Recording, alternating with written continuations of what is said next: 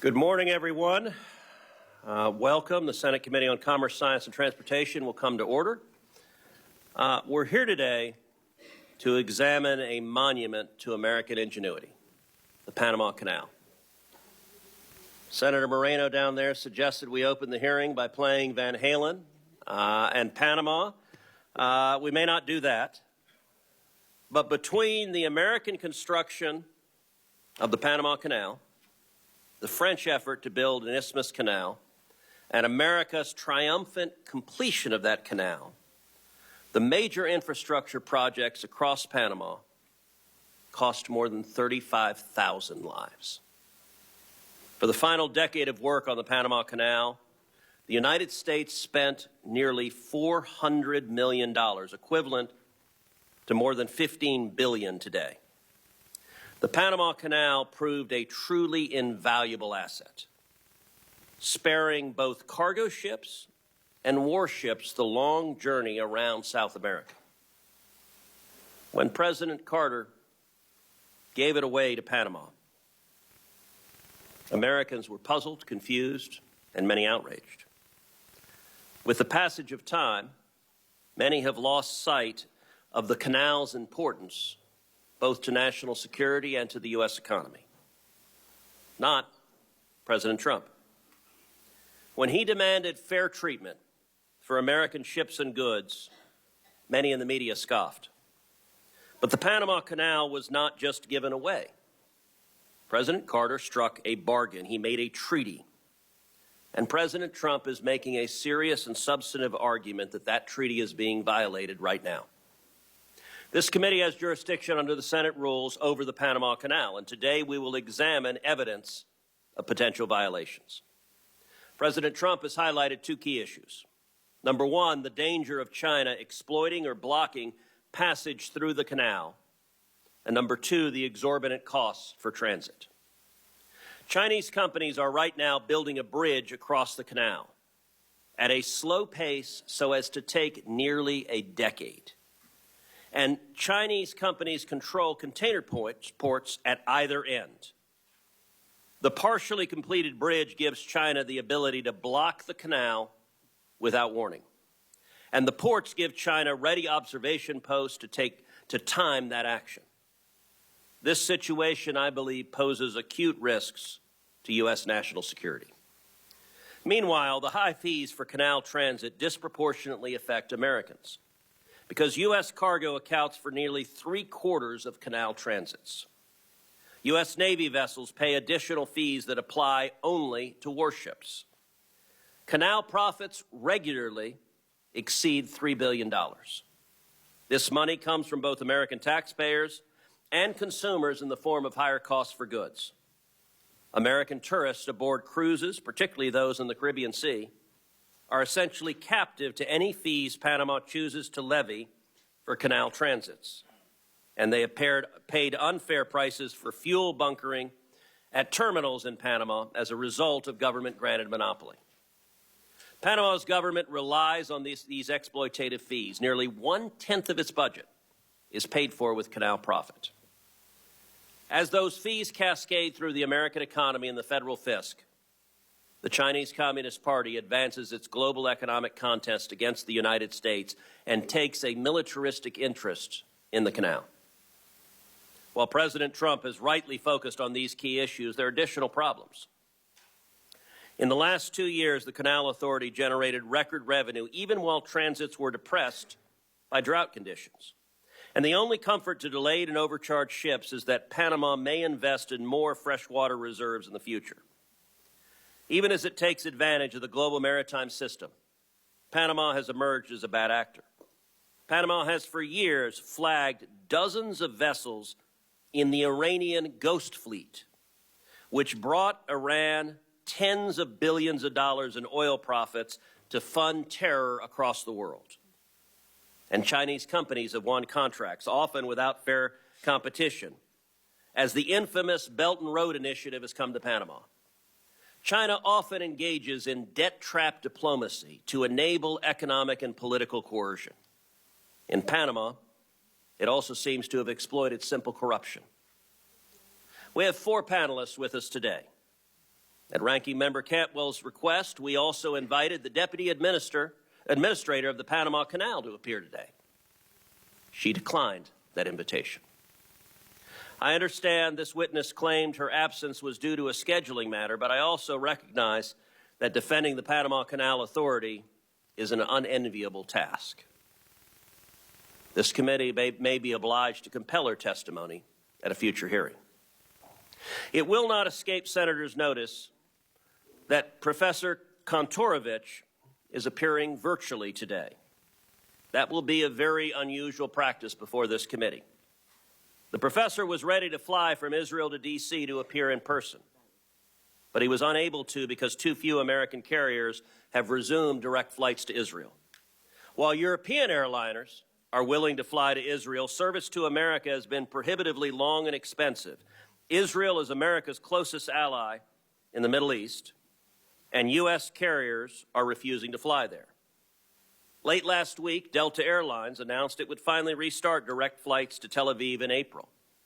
And I very much hope that United Airlines and American Airlines will very quickly follow suit and resume direct flights to Israel. Turning back to the topic at hand, I'm grateful to President Trump for raising public awareness about the state of the Panama Canal and the threats to American interests. We cannot afford to let American shippers be extorted. We cannot turn a blind eye if Panama exploits an asset of vital commercial and military importance, and we cannot stay idle while China is on the march in our hemisphere. I expect and hope the testimony today to enlighten on all of those issues. I will now turn to Ranking Member Cantwell for her opening statement. Thank you, Mr. Chairman, and thank you for having this important hearing and the witnesses that are here today and virtually.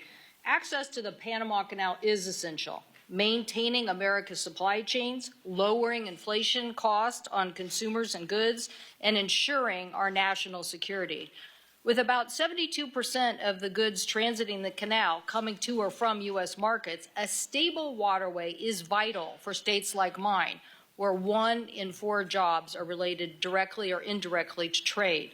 Seattle-based SSA Marine, operated in the Manzillo International Terminal in Cologne, Panama for the last 30 years, is our largest U.S. logistics presence in Panama, with 19 massive cranes, 3.5 million cargo containers, and employing over 1,000 people.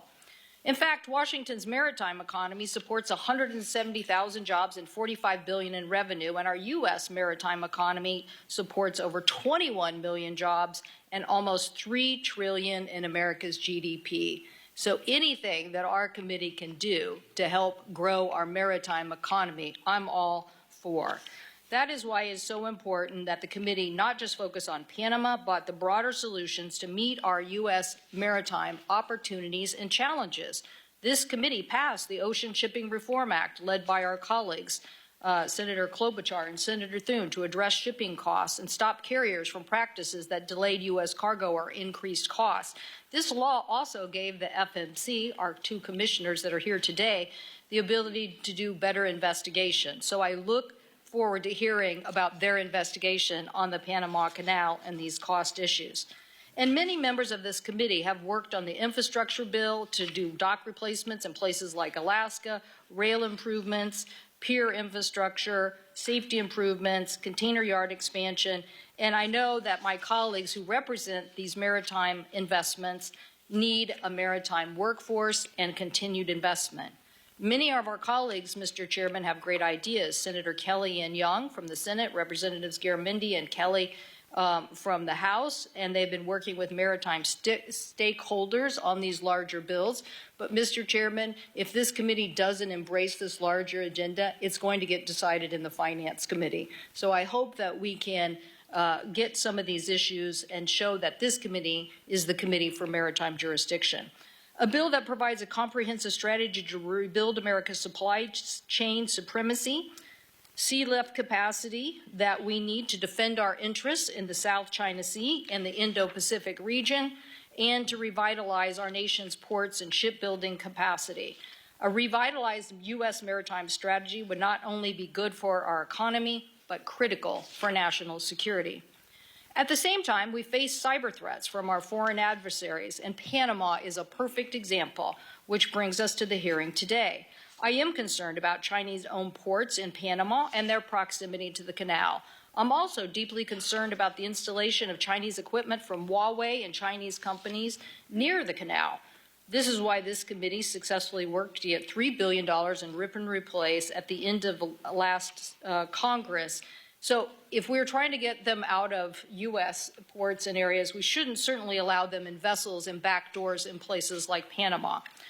Mr. Chairman, I'd like to ask unanimous consent to enter into the record a letter from the two most recent U.S. ambassadors to Panama who make the case for continued U.S. investment in infrastructure and cybersecurity.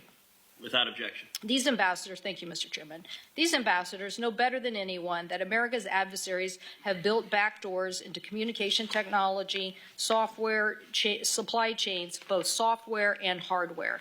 So whether it's a crane over the port or a bridge, we cannot tolerate Huawei, TikTok, artificial intelligence, or other adversaries using a government backdoor.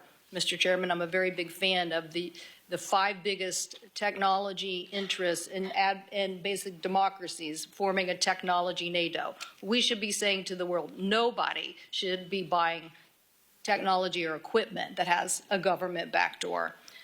These are complex issues, and we need solutions. I will be requesting that the Department of Defense provide a classified briefing to all members of our committee about foreign adversary threats to the Panama Canal, including these adjacent areas. I received an initial classified briefing from the U.S. Southern Command and have spoken to former U.S. Southern Command leader, General Laura Richardson, on these issues. I also plan to go as a delegation or by myself to Panama and visit the Panama Canal Authority. I invite other members to do so, hopefully this spring. Any successful strategy also has to not just focus on cybersecurity and cooperation, and we'll ask some of our witnesses here today, but the larger issue is we need to understand what are the shortfalls of the current agreement that doesn't get at this upgraded technology concern.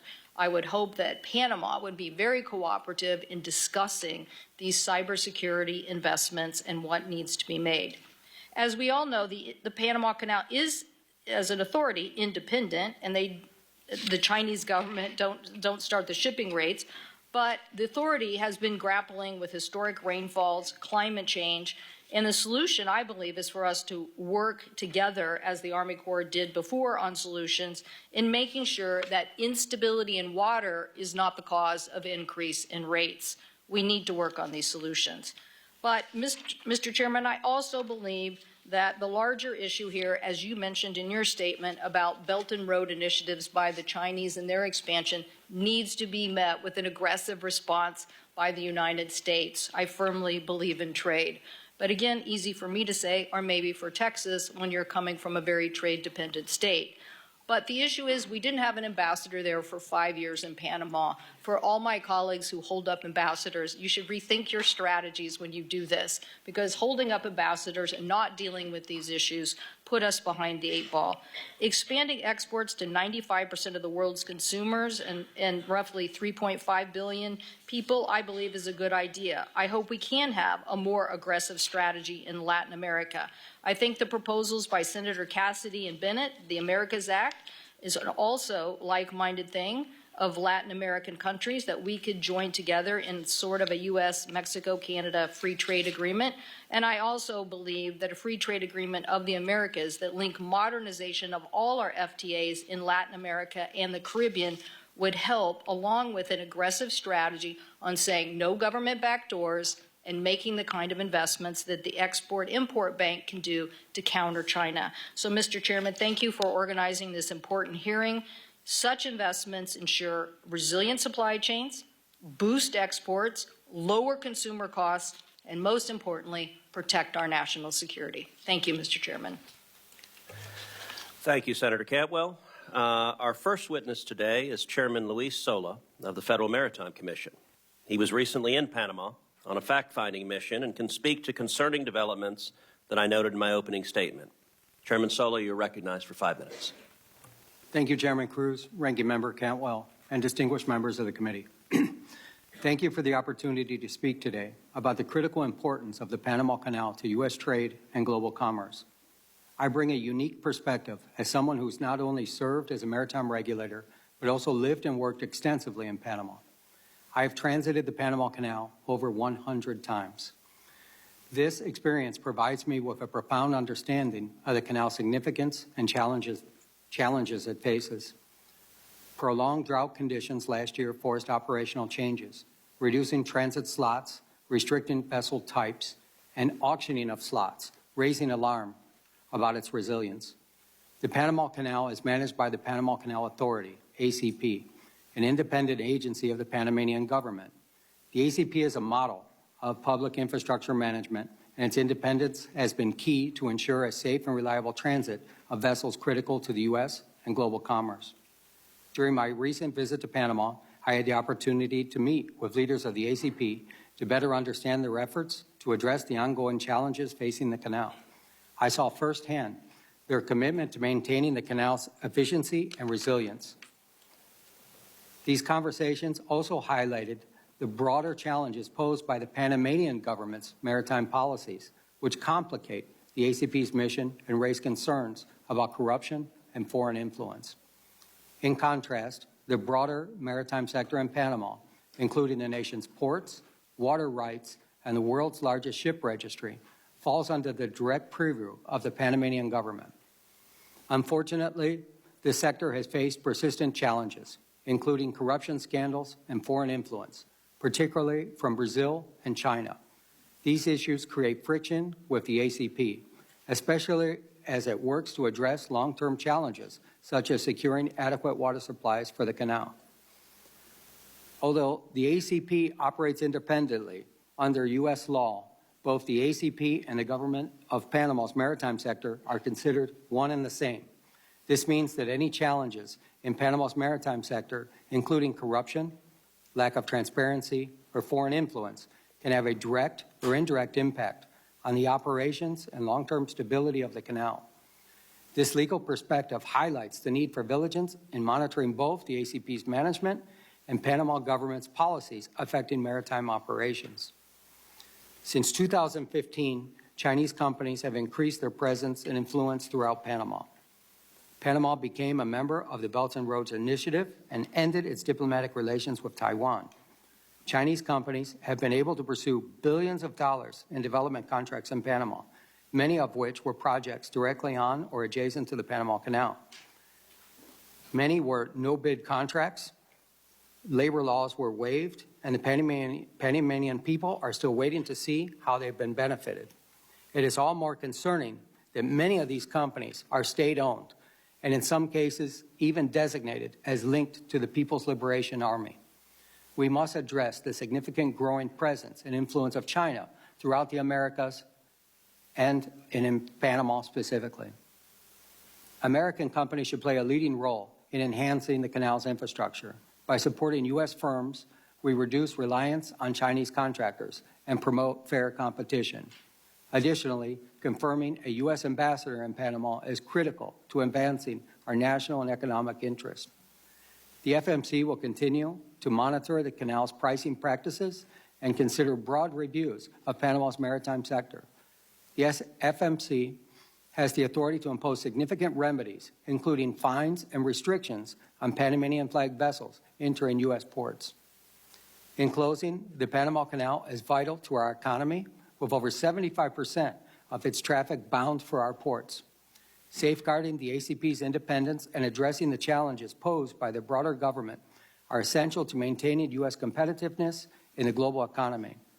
I look forward to your questions. Thank you, Chairman. Our next witness is Commissioner Daniel Maffei of the Federal Maritime Commission. He was also in Panama with Chairman Sola. Mr. Maffei, I look forward to your opening statement. Thank you very much, Chairman Cruz and Ranking Member Cantwell and members of the committee. I do want to say that in addition to Chairman Sola and myself, Commissioner Max Vekich is also here from the Federal Maritime Commission, which I just think underscores the importance of this issue to us. More than 110 years after its opening, the Panama Canal does remain absolutely vital to maintaining resilient supply chains for both American importers and exporters. Because the canal is essentially a waterway bridge over mountainous terrain above sea level, it does depend on large supplies of fresh water to maintain the full operations. Panama has among the world's largest annual rainfalls. Nonetheless, insufficient freshwater levels have occurred before in the canal's history, such as in the 1930s when the Madden Dam and Lake Alajuela were built to address water shortages. Since that time, the canal has undertaken several projects to accommodate larger, more modern ships. In the last couple of years, a trend of worsening droughts in the region once again has forced limits to the operations of the canal. Starting in June of 2023, the Panama Canal Authority employed draft restrictions and reduced the number of ships allowed to transit the canal per day. Now, the Panama Canal limitations, in combination with the de facto closure of the Suez Canal to container traffic, has had serious consequences for ocean commerce, increasing rates, fees, and transit times. In the first half of 2024, U.S. importers and exporters expressed Panama Canal-related concerns to the FMC, including doubts about the future reliability of the canal and questions about how the Panama Canal Authority was determining which ships could transit the canal and how long they would have to wait. The FMC has statutory authority under the laws concerning foreign shipping practices to investigate and potentially take appropriate counteraction if it finds that a foreign country, through its laws or regulations, has contributed to, quote, conditions unfavorable to shipping in the foreign trade, unquote. Given the statutory mandate and consistent with FMC's mission, I and then Commissioner Luis Sola started to look deeper into the causes of the issues facing the canal. The first step was to meet with Panamanian officials and other stakeholders, as the chairman has pointed out, about the conditions adversely affecting the canal's operations, about what was being done to address these concerns, and about whether any aspect of the canal's operations might result in conditions unfavorable to U.S. shipping that should be addressed under the Commission's authority. So we traveled to Panama, actually it was in July of 2024, and we met with then recently elected President Jose Molino and officials in his administration. We also met with the Panama Canal Authority, as well as private sector stakeholders. We had very candid discussions on key issues such as Panama's plans to ameliorate the water level challenges, the bidding processes used to allocate transits during times of restrictions, and our concern the Canal Authority was bringing in far more revenue during the crisis than it had before limits were forced by the water shortages. Both the government of Panama and the Canal Authority did answer our questions very substantively. The Canal Authority informed us they were already making changes to that allocation system. Now, fortunately, Panama's 2024 rainy season has for now alleviated the most acute water supply issues at the canal, and normal transit volumes have been restored. That said, while the Panamanian government and Canal Authority have, with the advice of the U.S. Army Corps of Engineers, developed credible plans to mitigate future water shortages, they also warned that it is likely that at least one more period of reduced transits will occur before these plans can be fully implemented. Now, since our meetings, the FMC has continued to monitor Panama's progress on this front and examined other policy changes announced by the Canal Authority. I do have continuing concerns, particularly about the auction-like slot allocation procedures, not so much as they are applied right now because transits are not being rationed, but when another low rainfall period occurs. As we learn more about Panama and the Canal Authority, how they would handle another drought and receive more input from American importers and exporters, the Commission does remain positioned to take appropriate action if warranted. How the Panama Canal's operations affect American commerce was a high priority for the FMC under my chairmanship. It remains a high priority at the Federal Maritime Commission under Commissioner Sola's chairmanship, and I am extremely pleased that it is a priority for this committee as well. Thank you. Thank you, Commissioner. Our next witness is law professor Eugene Kontorovich, who can explain Panama's treaty obligations and the remedies the U.S. might seek for potential violations. Professor Kontorovich is appearing virtually, and Professor, you're recognized for your opening statement. Chairman Cruz, Ranking Member Cantwell, honorable members of the committee, I appreciate and regret the opportunity to testify before you remotely. I've been asked to discuss possible violations of the treaty concerning the permanent neutrality and operation of the Panama Canal entered into between the two countries in 1977. I should say at the outset that determining whether a certain situation violates the treaty is a mixed question of law and fact, depending on both the meaning in the treaty and the actual situation on the ground. I have not had any classified intelligence briefings on this subject, so I'm going to speak about the meaning of the treaty primarily. We shall see that under international law, each party to the treaty is entitled to determine for itself whether a violation has occurred. Now, in exchange for the United States ceding control of the canal, which it built and maintained, Panama agreed to a special regime of neutrality. The essential features of this regime of neutrality is that the canal must be open to all nations for transit, that's Article 2, equitable tolls and fees, Article 3, an exclusive Panamanian operation, Article 5, the prohibition of any foreign military presence, Article 5. Article 5 provides that only Panama shall operate the canal. Testifying about the meaning of the treaty at the Senate ratification hearings, the Carter administration emphasized that this prohibits foreign operation of the canal as well as the garrisoning of foreign troops. Now, Article 5 appears to be primarily concerned about control by foreign sovereigns. If Panama signed a treaty with the People's Republic of China, whereby the latter would operate the canal on Panama's behalf, this would be a clear violation.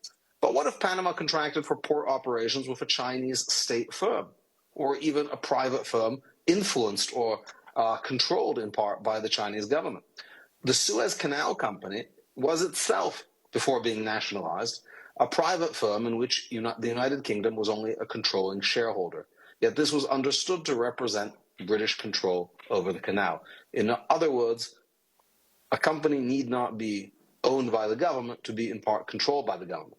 So the real question is the degree of de jure or de facto control over a foreign sovereign company, and scenarios range from government companies in an authoritarian regime, completely controlled, to purely private firms in an open society like the United States, but there's many possible situations in the middle. The treaty is silent on the question of how much control is too much, and as we'll see, this is one of the many questions committed to the judgment and discretion of each party. Now, turning to foreign security forces, the presence of third country troops would manifestly violate Article 5, but this does not mean that anything short of a People's Liberation Army base flying a red flag is permissible. The presence of foreign security forces could violate the regime of neutrality, even if they're not represented in organized and open military formations.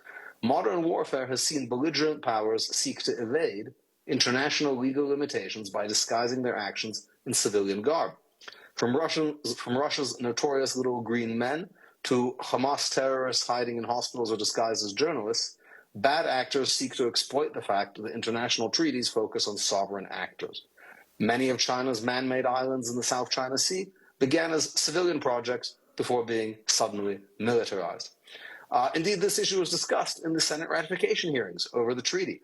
Dean Rusk said informal forces would be prohibited under the treaty. Thus, the ostensible civilian character of the Chinese presence around the canal does not in itself mean that it could not represent a violation of the treaty if, for example, these companies and their employees involved Chinese covert agents or other agents of the Chinese security forces. So this leads us to the final question: who determines whether neutrality is being threatened or compromised? Unlike many other treaties that provide for third-party dispute resolution, the Neutrality Treaty has no such provision. Instead, the treaty makes clear that each party determines for itself the existence of a violation. Article 4 provides that each party is separately authorized to maintain the regime of neutrality, making it a separate obligation of each party. The Senate's understanding accompanying to ratification also make clear that Article 5 allows each party to take, quote, unilateral action. Senator Jacob Javits, at the markup hearing, said that while the word unilateral is abrasive, we can, quote, decide that the regime of neutrality is being threatened and then act with whatever means are necessary to keep the canal neutral unilaterally. I look forward to their questions. Thank you, Professor.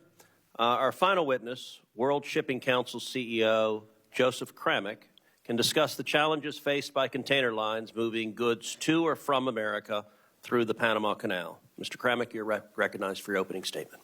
Thank you, Chairman Cruz, Ranking Member Cantwell, and members of the committee. My name is Joe Kramick. I'm President and CEO of the World Shipping Council. The World Shipping Council is the global voice of liner shipping. Our membership consists of 90% of the world's liner shipping tonnage, which are container vessels and vehicle carriers. They operate on fixed schedules to provide our customers with regular service to ship their goods in ports throughout the world. Our focus is on sustainable, safe, and secure international ocean transportation. Nothing could be more important to the U.S. economy and WSC member lines who carry the trade that supports the U.S. economy than a sustainable, safe, and secure Panama Canal. As you have heard, using the Panama Canal to transit between the Atlantic and Pacific saves significant time and money. A typical voyage from Asia to the U.S. or East Coast can be made in under 30 days using the canal, while the same journey can take up to 40 days if carriers must take alternate routes. From a commercial trade perspective, the big picture is this. One of the world's busiest trade lanes is the Trans-Pacific. The Trans-Pacific is cargo coming from and going to Asia via the United States. Focusing in a bit, cargo coming from Asia and bound for U.S. Gulf and East Coast ports always transits the Panama Canal. Similarly, cargo being exported from U.S. and East Coast ports, a large share of which are U.S. agricultural exports like soybeans, corn, cotton, livestock, and dairy, also almost always transits the Panama Canal. The result is that 75% of canal traffic originates in or is bound for the United States. Some examples include the Port of Houston exports $14 billion in containerized trade to Asia. The Port of New Orleans exported $27 billion in seaborne trade to Asia, not all of which was on container vessels. The Port of New York and New Jersey exported $16.5 billion to Asia, and the Port of Savannah exported $13 billion to Asia. Our member lines are the largest users of the Panama Canal, and we carry the bulk of this trade. Global ocean trade is always facing challenges, as you've heard, and the Panama Canal is no exception. We've talked about the drought in 2023 and the historic low water levels that it caused in Lake Gatun, which feeds the canal locks, a unique system that is a freshwater feed as a result, as contrasted to an ocean-to-ocean system, which the French tried and failed, but which is actually active in the Suez Canal. These low water levels reduce transits from 36 transits a day to as low as 22 per day.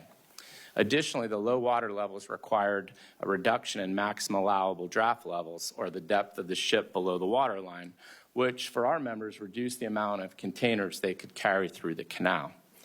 This resulted in a 10% reduction in import volumes for U.S. Gulf and East Coast ports, with the Port of Houston experiencing a 26.7% reduction. Looking forward, the volume of containerized trade coming into the United States remains at near record levels and continues to expand. 2024 numbers are just out, and the inbound trade to the U.S. expanded 15%, which is second only to the 17.5% inbound traffic we experienced during the pandemic-driven demand. Just yesterday, the Port of Houston reported record-breaking trade volumes with an 8% increase.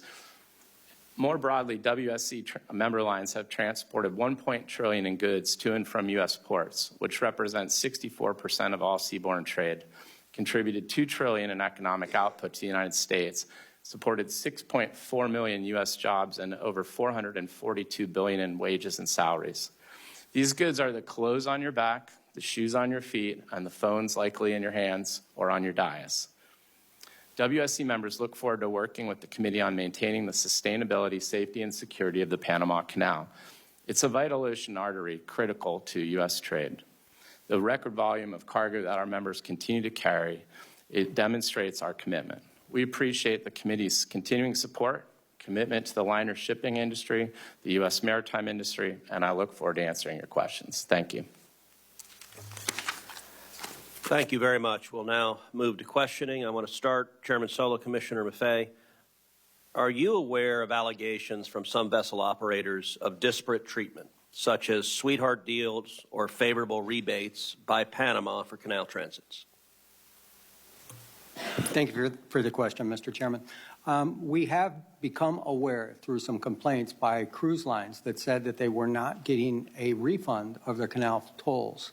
When we looked into this, we found a Panamanian Executive Order, Decree 73, that specifically says that if a cruise line would stop at a certain port, that they could be refunded 100% of the fees. And as far as I know, that's the only instance where that exists. Yep, we continue to look into it, but the cruise ships is the one area where we have found something that would fit that bill, I think, Chairman. Some press coverage says the Panama Canal is nominally independent, even though it provides a large share of the Panamanian government's revenue.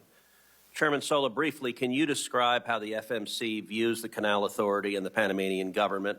Are they distinct entities or a single foreign government apparatus that controls the Panama Canal? Mr. Chairman, our law is clear. It comes from the Merchant Marine Act of 1920 that there's only one entity. And in addition to that, our predecessor at the Federal Maritime Commission was the U.S. Shipping Board, was formed in 1916 in direct result of the Panama Canal. The very first chairman of that was George Washington Goethals, which was the very first administrator of the canal. So we look at it as one entity. Yeah, I might just add, Mr. Chairman. Sure. It's sort of like the Georgia Ports Authority and the state of Georgia. The Georgia Ports Authority is clearly independent. It can do its own bonds. It's got independent governance. But ultimately, Georgia is responsible for it, the state of Georgia. Right. So Panama was the very first Latin American country to join China's Belt and Road Initiative. And right now, China is building a fourth bridge across the Panama Canal for car traffic and light rail. Chairman Sola, why should Chinese construction of a bridge near Panama City concern the United States? Mr. Chairman, we all saw the tragedy that happened here in the Francis Scott Key Bridge incident and the devastation that had happened to Baltimore. We also saw recently what happened in the Suez Canal, where we had a ship get stuck in there. It's not only the construction of the bridge, but it's a removal of a bridge, as I understand it, called the Bridge of the Americas. It was built in 1961, and that would paralyze cargo traffic in and out of the canal. Panama also recently renewed the concessions for 2 container ports to a Chinese company, Hutchison Ports PPC. Of course, Chinese companies are controlled by the Communist Party. How does China use control of those ports for economic gain? Mr. Chairman, I am a regulator, a competition regulator, and the Chinese ports that you're referring to, let me put them into scope. The one on the Pacific, the Port of Balboa, is roughly the same size as the Port of Houston. They do about 4 million containers a year. They have about 28 gantry cranes. The one on the Atlantic is the same as my hometown of Miami. They do about 1 million containers. So where Roger Gunther in the Port of Houston generates about $1 billion a year, and Heidi Webb in Miami does about $200 million, the Panama Ports Company paid zero for 20 years on that concession. So it's really hard to compete against zero. So I think that's our concern, our economic concern that we would have. Commissioner Maffei, anything to add on that? Yeah, I mean, I do too also think it is important. I would point out that you don't have to stop at either port. It's not like these 2 ports control the entrance to the canal. That is the Canal Authority that does control that. However, I think it's of concern. I would also point out that the Panamanian government thinks it's of concern too, because they're conducting their own audit of those particular deals. But we remain very interested as well.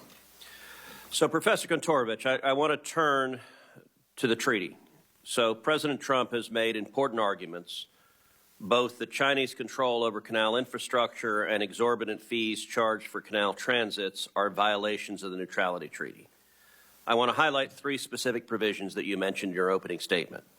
Article 4 of the Neutrality Treaty requires both the United States and Panama to establish and maintain, quote, a regime of neutrality. Article 5 limits any foreign control by providing, quote, only the Republic of Panama shall operate the canal and maintain military forces, defense sites, and military installations within its national territory. And finally, Article 3.1c requires that, quote, tolls and other charges be just, reasonable, equitable, and consistent with the principles of international law. In your opinion, as an expert in international law, could the facts discussed here be considered violations of the Neutrality Treaty in force right now between the United States and Panama? So I think, Senator, I think potentially they could, but it's impossible to say definitively without knowing more, in particular about the degree of Chinese control and involvement in these companies. I think it's important to note that these port operation companies that operate the ports on both sides, when they received their first contract, it was just a few months before Hong Kong was handed over to China. In other words, they received them as British companies, sort of very oddly, just a few months before the handover.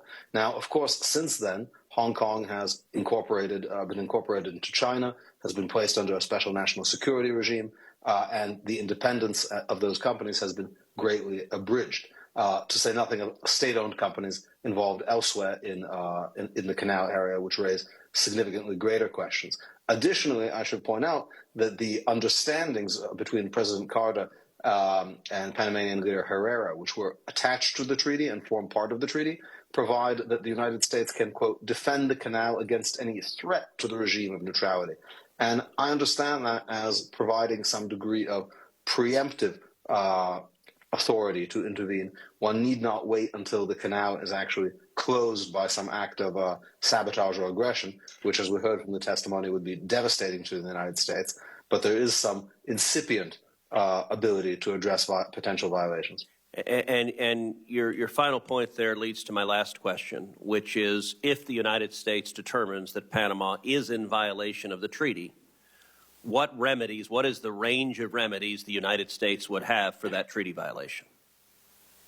So I think it may be shocking to people to hear today, but when one goes over the ratification history and the debates and discussions in this body over this treaty, it was clear that the treaty was understood as giving both sides separately the right to resort to use armed force to enforce the provisions of the treaty. And it's not so surprising when one understands that the United States made an extraordinary concession to Panama by transferring this canal, which the United States built at great expense and maintained and operated, to Panama gratis. And in exchange, it received a kind of limitation, a permanent limitation on Panamanian sovereignty, that Panama agreed that the United States could enforce this regime of neutrality by force. Now, of course, armed force should never be the first recourse for any kind of international dispute and should not be arrived at sort of rashly or before negotiations and other kinds of good offices are exhausted. But it's quite clear that the treaty contemplates that as a remedy for violations. Thank you very much. Ranking Member Cantwell. Thank you, Mr. Chairman. Mr. Kremek, I think costs are critical.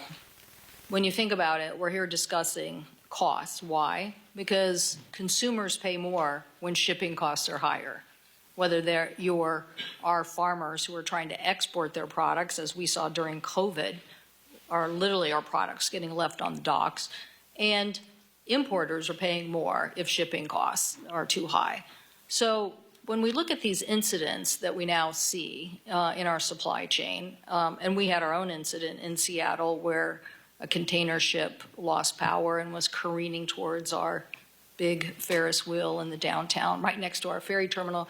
Luckily, some passenger ferry vessels were able to push the tug from, out of the direct path of severe devastation. So now we mentioned Suez Canal, we mentioned Baltimore, we have our own Seattle experience.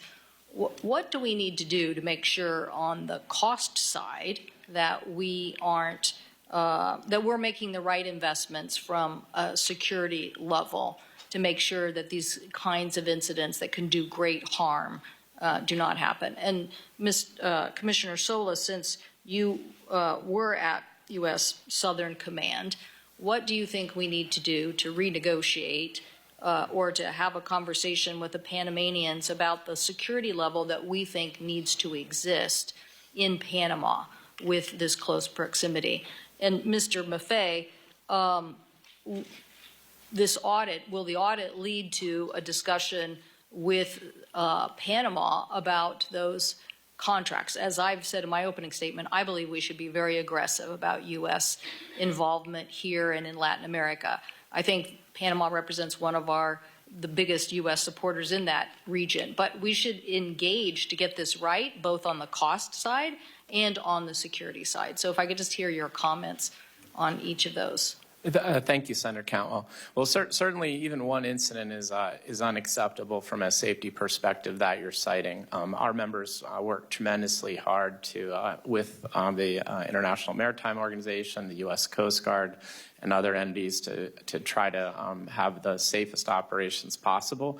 But accidents do occur. They are rare if you count the number of some 7,000 port visits a year. But again, one is unacceptable. So continued investment, obviously, in U.S. infrastructure and a review. I mean, we have a lot of old infrastructure, as the tragic incident in Baltimore illustrated, unfortunately. We have these bridges that need a hard look to whether or not they need additional fendering systems and the like. And investments in our ports and infrastructure can be helpful along those lines as well. And for our members, I can assure you that they continue to invest in the latest technology. We have over 600 new ships on order with some of the latest technology in the world. So we're playing our role. And I want the U.S. to get a big portion of that. That's why we need to reinvigorate. Commissioner Sola, what about just a new U.S. Southern Command, U.S. government conversation with the canal authorities and the government about the security level that we seek? Thank you very much, Senator. First of all, the airborne wing that I'm wearing today is decorative. I have not worn a uniform in 35 years, so this is my personal experience here. I believe that the security of the canal has always been understood to be provided by the United States. Panama does not have a military. And I always believe that there's been a close relationship with Southern Command that we would provide that. And it would be nice to see if we had a formalization of that in one way or another, because I don't believe that it's in the treaty at all. Okay, so formalization of maybe a cybersecurity agreement. See, I'm thinking you have accidents and then you have larger cybersecurity issues that you just have to be on top of. And what I don't like about anybody that has a back door is I'm for the United States advocating, don't buy from people who have a government back door. Don't do it, because what are you going to do? At some point in time, you're going to regret that. Commissioner Maffei, what about this audit, and could we push Panama on these issues of looking at closer U.S. infrastructure instead, particularly since, the sea change here is like what everybody said. Like, everybody thought this was Hong Kong, then it turned into China. We didn't have an ambassador after that. Next thing you know, they've made more aggressive postures. They're making aggressive postures everywhere. That's why the United States saying no government backdoors in technology and getting 5 other technology nations and democracies to say the same thing and evangelize that every day is going to help us. Yeah. And so is the investment. But what about getting the stevedoring business or some of that back into proximity under the audit? Well, it is the Panama Comptroller's Office, and they are investigating, contracts at Panamanian ports. And we don't have any jurisdiction over Panamanian ports per se. But your broader point, I think, is very, very important. While we were down there, both of us heard, I think, several times that the Panamanians would, the ones we talked to anyway, would welcome U.S. companies coming in and doing a lot of this work. Frankly, their bids are not competitive with the Chinese bids. Frankly, they're not that existent because the U.S. companies can make more money doing things other places. But even if they were existent, it is difficult to put competitive bids when the Chinese bids are so heavily subsidized by China. So you're absolutely right. This is a problem, and it's a problem in many, many other areas of the world that we can get into if you want in subsequent questions. But that's the concern. My time has expired, but I think my major point is let's be a big maritime powerhouse. Let's revitalize our supply chains, drive down costs for consumers, and secure what we need to secure. Thank you, Mr. Chairman. Thank you, Senator Cantwell. And very quickly, Commissioner Maffei, you talked about the Chinese bids were heavily subsidized by the Chinese government. What would China's incentive be to heavily subsidize those bids to undercut American companies and other companies? Yeah, it's not a real short answer, but Senator, China has made no secret of its ambitious policies to gain influence at ports throughout the globe. It's invested in 129 ports in dozens of countries. It runs a majority of 17 ports. That does not include this Hong Kong company, right? So that's just direct Chinese-owned ports. So it has been a part of their Belt and Road strategy, whatever you want to call it, the Maritime Silk Road for decades. So they believe that this influence, this investment in owning maritime ports is important to their economy. Senator Fisher. It's important to ours, too. Thank you, Mr. Chairman. I'd like to follow up on the ports and where we are on that. In 2021, Hutchinson was awarded those two ports, Port Balboa and Port Cristobal, in a no-bid award process.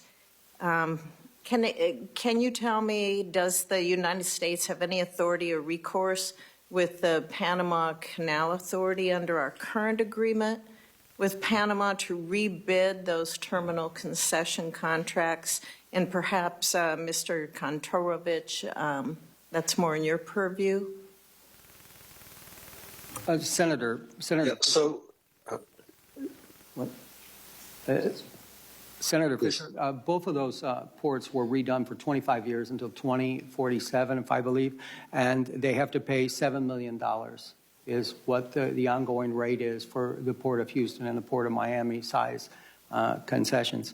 And it can't be rebid until after that date?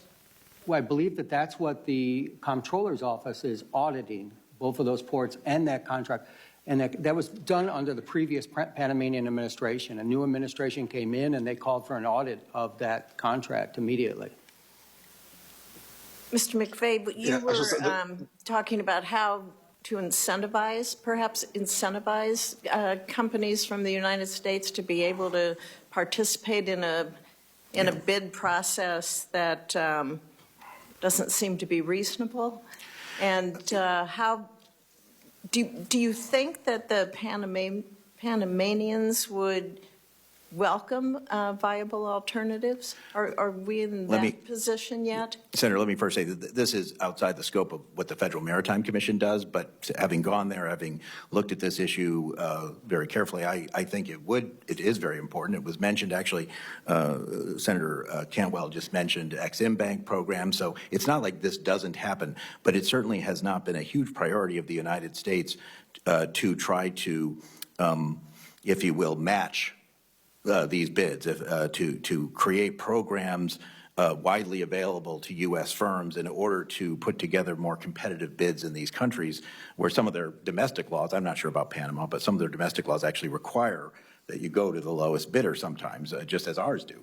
So, yeah, I think if you're looking for places to do U.S. policy to counter this, I think you definitely want to look at whether the United States should be, for strategic and economic reasons, investing in infrastructure in important maritime locations all over the world. China certainly has done that, and they've been doing it for 20 years, and it is a cow that has long left the barn. You mentioned investing in infrastructure. I was at the Panama Canal in 2023, and I learned at that time about the loss of fresh water with each ship movement through the canal. You talked about the drought, sir, in your opening comments. Fresh water is vital to the workings with the canal. How effective do you think investments in increasing that freshwater storage are? Are they happening? Are they viable? You touched on it briefly in your opening comments, but how do we see those investments happening so that we can have operational stability? Yeah, it's a good question, a bit out of my my purview, but I will say that there's several investments. There is water reclamation, pumping water up, et cetera.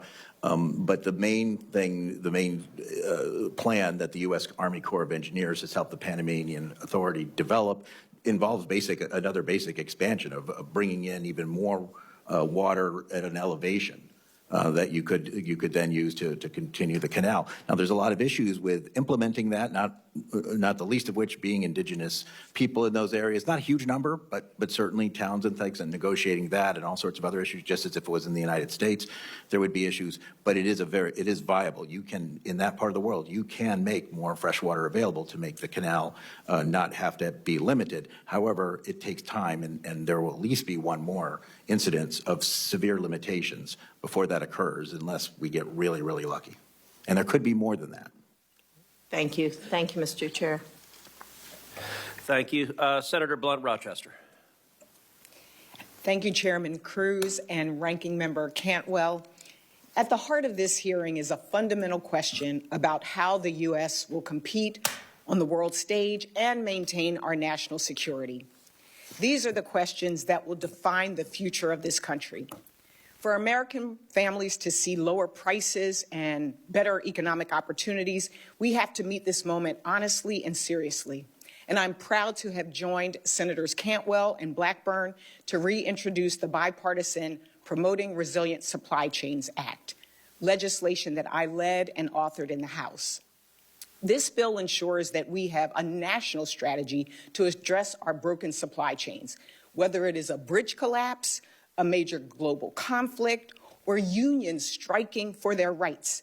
Interruptions and disruptions to our supply chains severely impact our economy. Our bipartisan legislation tackles this issue by elevating supply chains like the disruptions at the Panama Canal to be proactive and strategic.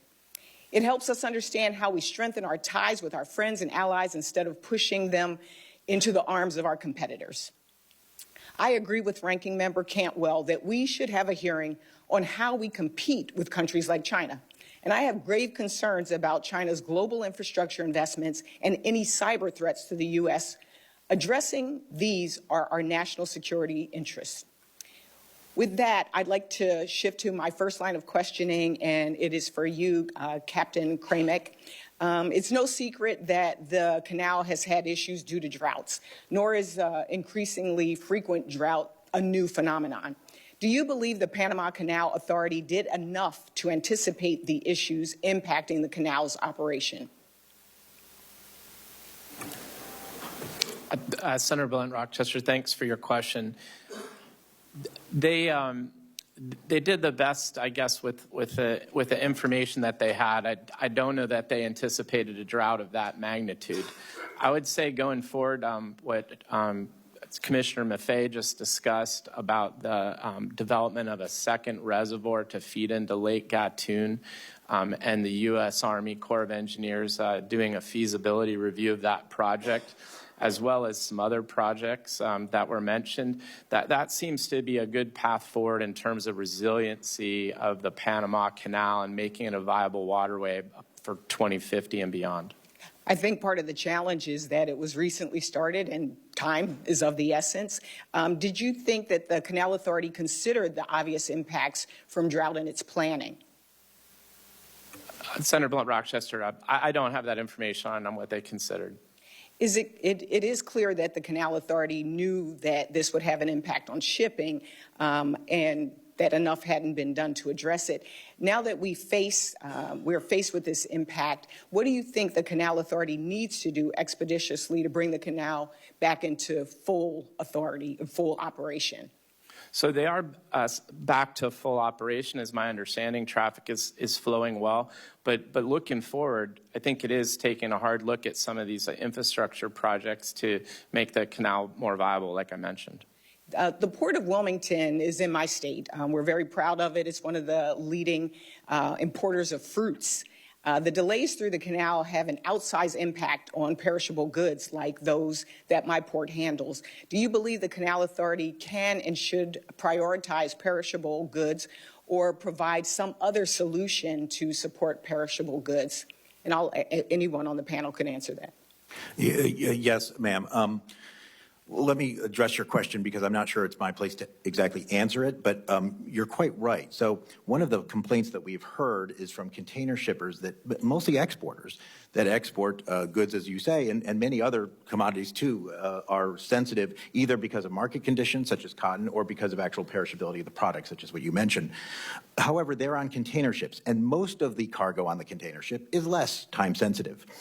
In the bidding process that the Panamanian Canal Authority developed in order when they did have to ration these slots, it was a bidding process, and the highest bidder got the first slot, got the less of a delay.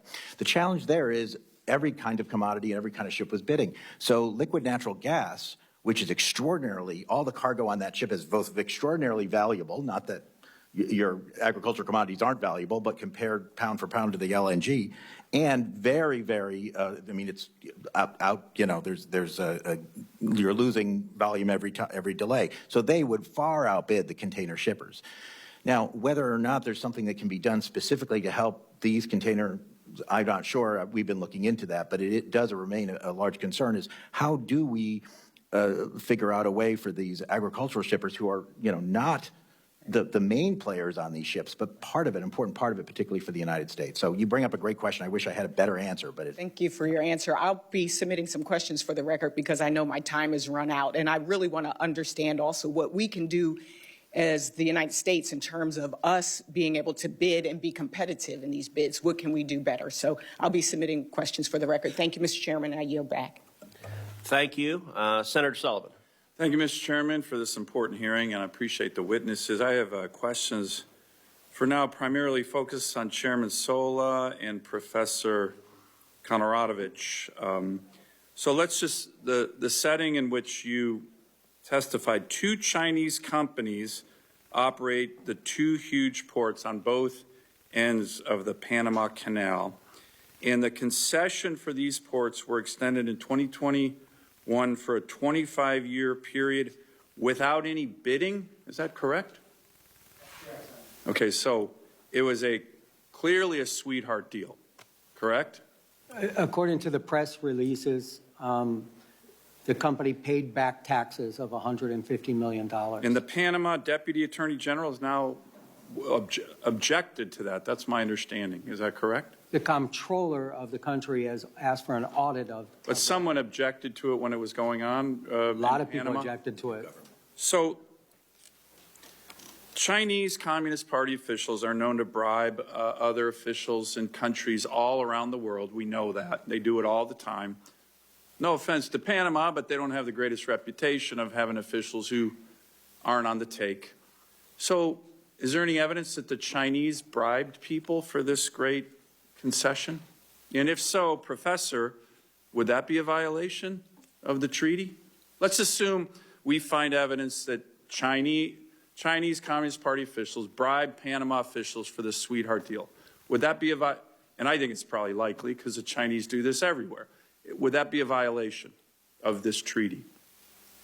So in itself, that would not be a violation.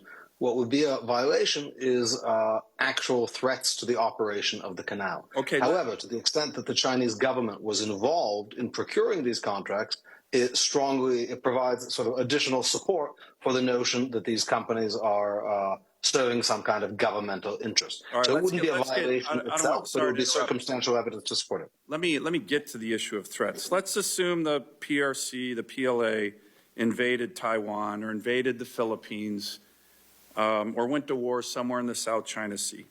And we were surging our Navy to the Indo-Pacific through the Panama Canal. Are the companies now on controlling both sides of the Panama Canal, the Chinese companies, subject to the PRC's national security laws that mandate cooperation with the military, with state intelligence agencies? Does anyone know that? Professor, they're subject all the time. You know that they're subject to those laws all the time by virtue of being Hong Kong companies. And they face, of course, consequences for not complying with the wishes of the Chinese government. Wouldn't that be a violation of the treaty? And isn't that a huge risk to us right now? that the Chinese, the So PLA, that is a threat to the neutrality. they invaded Taiwan, invaded the Philippines, they could go to these two companies saying, hey, shut it down, make it hard, sink a ship in the canal. And wouldn't they be obligated to do that under Chinese law if they were ordered to by the PLA or the CCP? I don't know if they'd be obligated, but certainly the People's Republic of China would have many tools of leverage and pressure on these companies.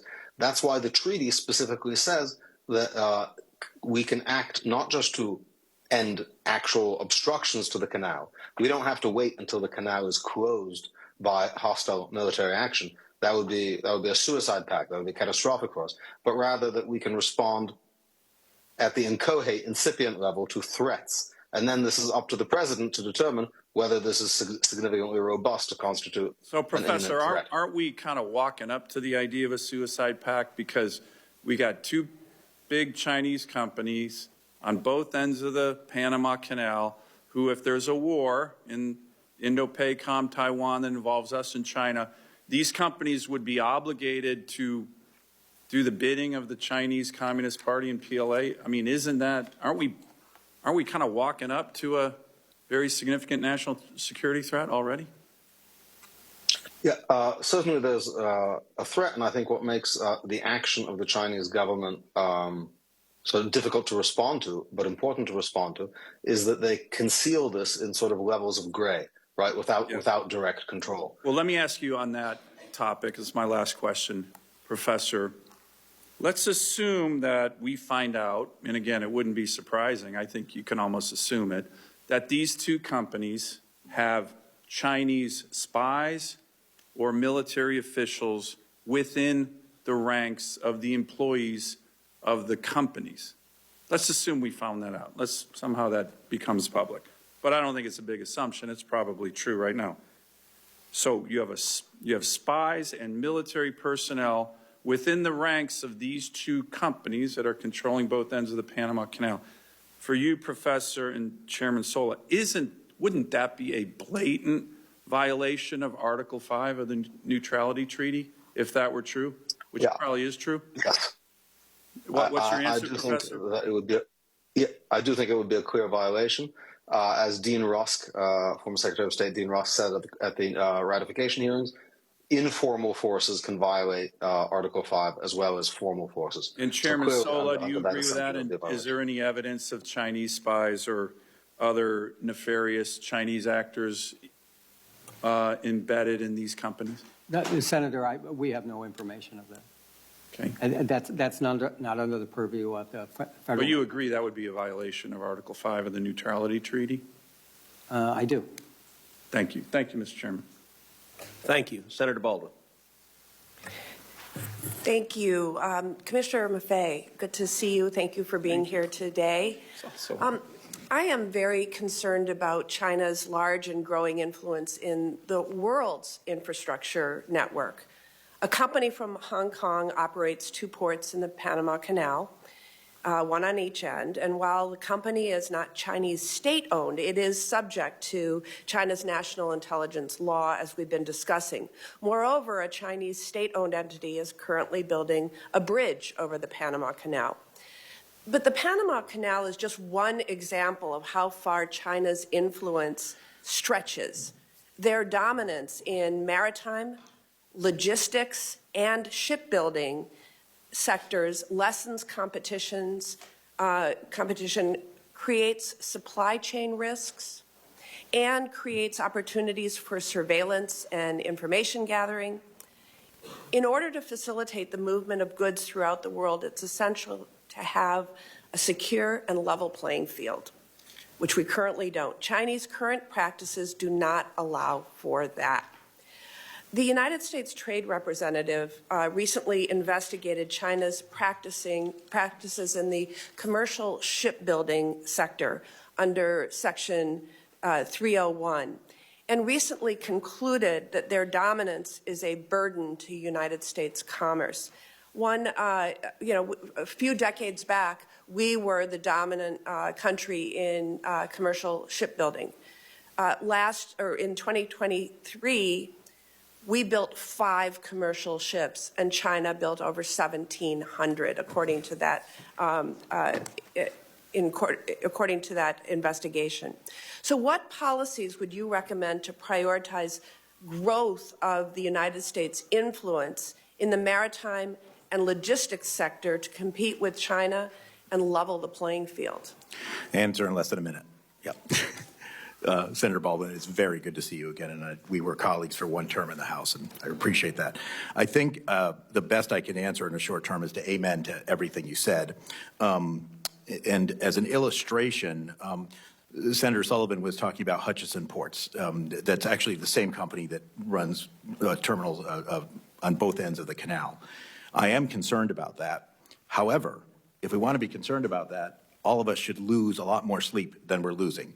Because if there's spies there, then there might be spies at other Hutchison ports. And there are other Hutchison ports in almost every part of the world. They own the largest container port in the United Kingdom, Felixstowe, which is responsible for nearly half of Britain's container trade. They control major maritime terminals in Argentina, Australia, the Bahamas, Germany, Indonesia, Mexico, Myanmar, the Netherlands, South Korea, and Tanzania. If owning and managing adjacent ports means that China somehow has operational control or strategic control over the Panama Canal, they also have it over the Suez, the Singapore Straits, the Mediterranean Sea, and the English Channel. That's just one aspect of what you were talking about. That doesn't include the shipbuilding, heavily subsidized, such that now I believe over half of new ships that are in the companies that belong to the World Shipping Council are coming from China, not because these are bad companies, but because they're undercutting other things. It's a problem that has been going on for 20 years, which makes it very difficult to answer your question. It is a long answer. This is not a problem that occurred last week. This is not something that President Trump identified. This was going on all of President Biden's term, but all of President Trump's first term. It has been going on for decades and decades through both U.S. Republicans and Democrats as president. The only thing I can say is I echo what Ranking Member Cantwell said, and I think others of both parties have echoed it, that we need some sort of overall maritime strategy. We have to acknowledge that this is part of our national security, that economic resilience is extraordinarily important, and I believe this is the greatest country in the world. I think if we start countering some of these efforts, we can do it, but it has to become a national priority. And part of the challenge is we're talking about outside the borders of our U.S. Investing outside the borders of our U.S. does not make a very good campaign ad, but it may be necessary to secure, particularly with such an aggressive and, frankly, on this, open strategy that China has had. Thank you for that answer. I know my time is now short. I will allow Professor Kantorovich to answer this for the record. But, Professor, I'd like to ask for your help in finding productive actions we can take to overcome some of the challenges that are being discussed today. I'm confident that we can find bipartisan solutions to pursue. It is my view that we should strengthen our relationship with Panama through mutually beneficial actions. For one, we should have a fully staffed embassy. The United States went without an ambassador to Panama from 2018 to 2022, largely due to partisan gridlock in the Senate confirmation process. So what additional strategies would you suggest the U.S. pursue to encourage Panama to enhance its security relationship with us, the United States of America, rather than China? And how can we leverage the strength of the American private sector to encourage more investment in the important infrastructure projects where China currently has a strong presence, in fact, dominance? Thank you. So my understanding of the Chinese advantage is that to the extent that they're willing to use their government wealth to consistently underbid contracts, they have an advantage that can't be beat. And thus leaving these kind of issues to contracting is going to put American companies perpetually at a disadvantage. I think one potential action would be to make clear to Panama that based on these changes that have occurred over the years, increasing Chinese control over Hong Kong, the passage of the National Security Law, the Belt and Road Initiative, the military-civilian integration doctrine of China, that contracts with Chinese-based companies are considered suspect and incompatible with the neutrality regime of the treaty, that would at least give American companies and other truly private companies a fighting chance.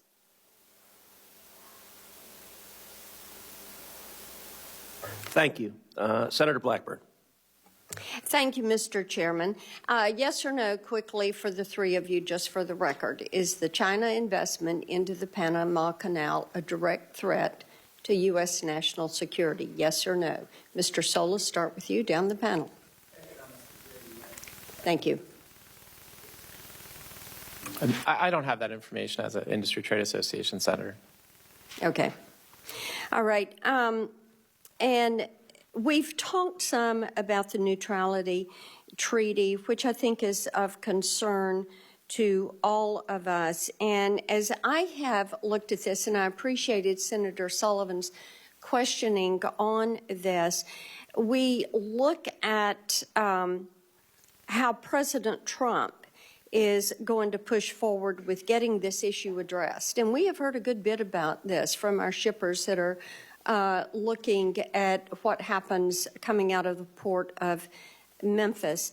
And I think that the government of Colombia learned a lesson last week that we are not going to go soft on some of these issues. And when you look at the fact that the U.S. is a primary user, it is the primary user of the Panama Canal.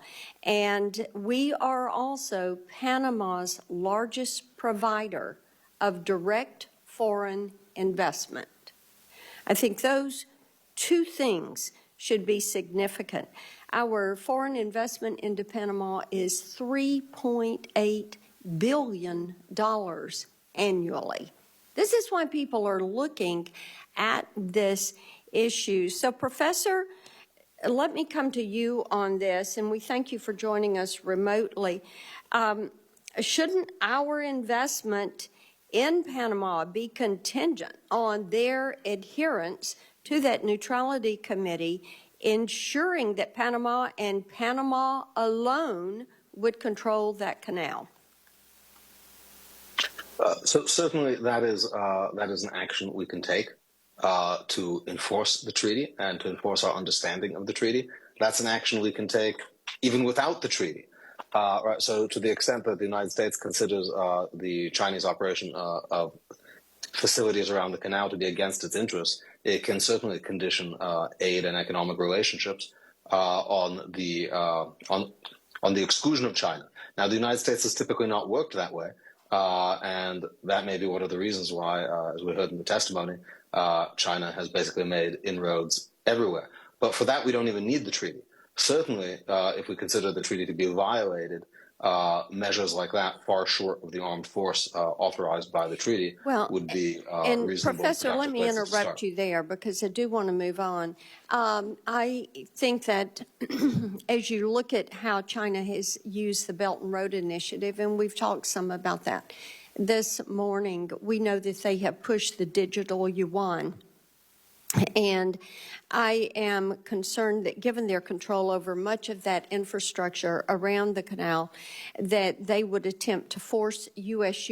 shippers or our allies to bypass the dollar and use the digital yuan as they are in other countries where they're practicing debt diplomacy and where they're expanding the Belt and Road Initiative. So, Chairman Sola, could you speak for a moment about the potential for fee manipulation with the CCP? Because, as I mentioned, we are hearing a good bit about that.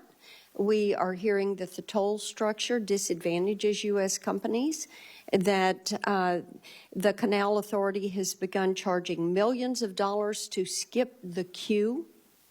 And these fees put many bulk shippers in an adverse position, and these bulk shippers have a huge impact on ports along the lower Mississippi River. And, you know, these exorbitant fees are there unless you're going to face delays at the canal. And then the impact of hearing these Chinese companies would preference the yuan as opposed to the dollar. Thank you, Senator. The fees that I think we are looking at, or we have been looked at, or the reason that we went there was because of the auctioning of the slots. And so what Panama did is they had a smaller percentage, maybe 20% allocation, and then they moved it up to 30% and 40% because it became a moneymaker for them. So as they reduced... Okay, and let me interject here. The auctioning of the slots gives these the right to skip the queue. Yes, ma'am. Okay, so just for the record there, continue. So the auctioning of the slot, under maritime law, it's first come, first served. But Panama's always put a certain percentage aside. And they started to put more and more. So we got a lot of complaints. We got a lot of complaints from LNG carriers that paid $4 million to go through. And we got a lot of complaints from agriculture that didn't have the money to pay to go through because their goods were going to go down. So if you look at the financial statements, I'm a nerd. I look at financial statements of everybody.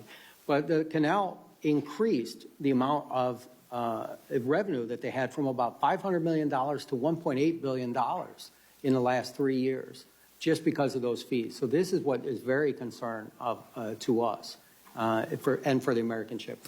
And have you seen a tendency to preference the digital yuan over the dollar?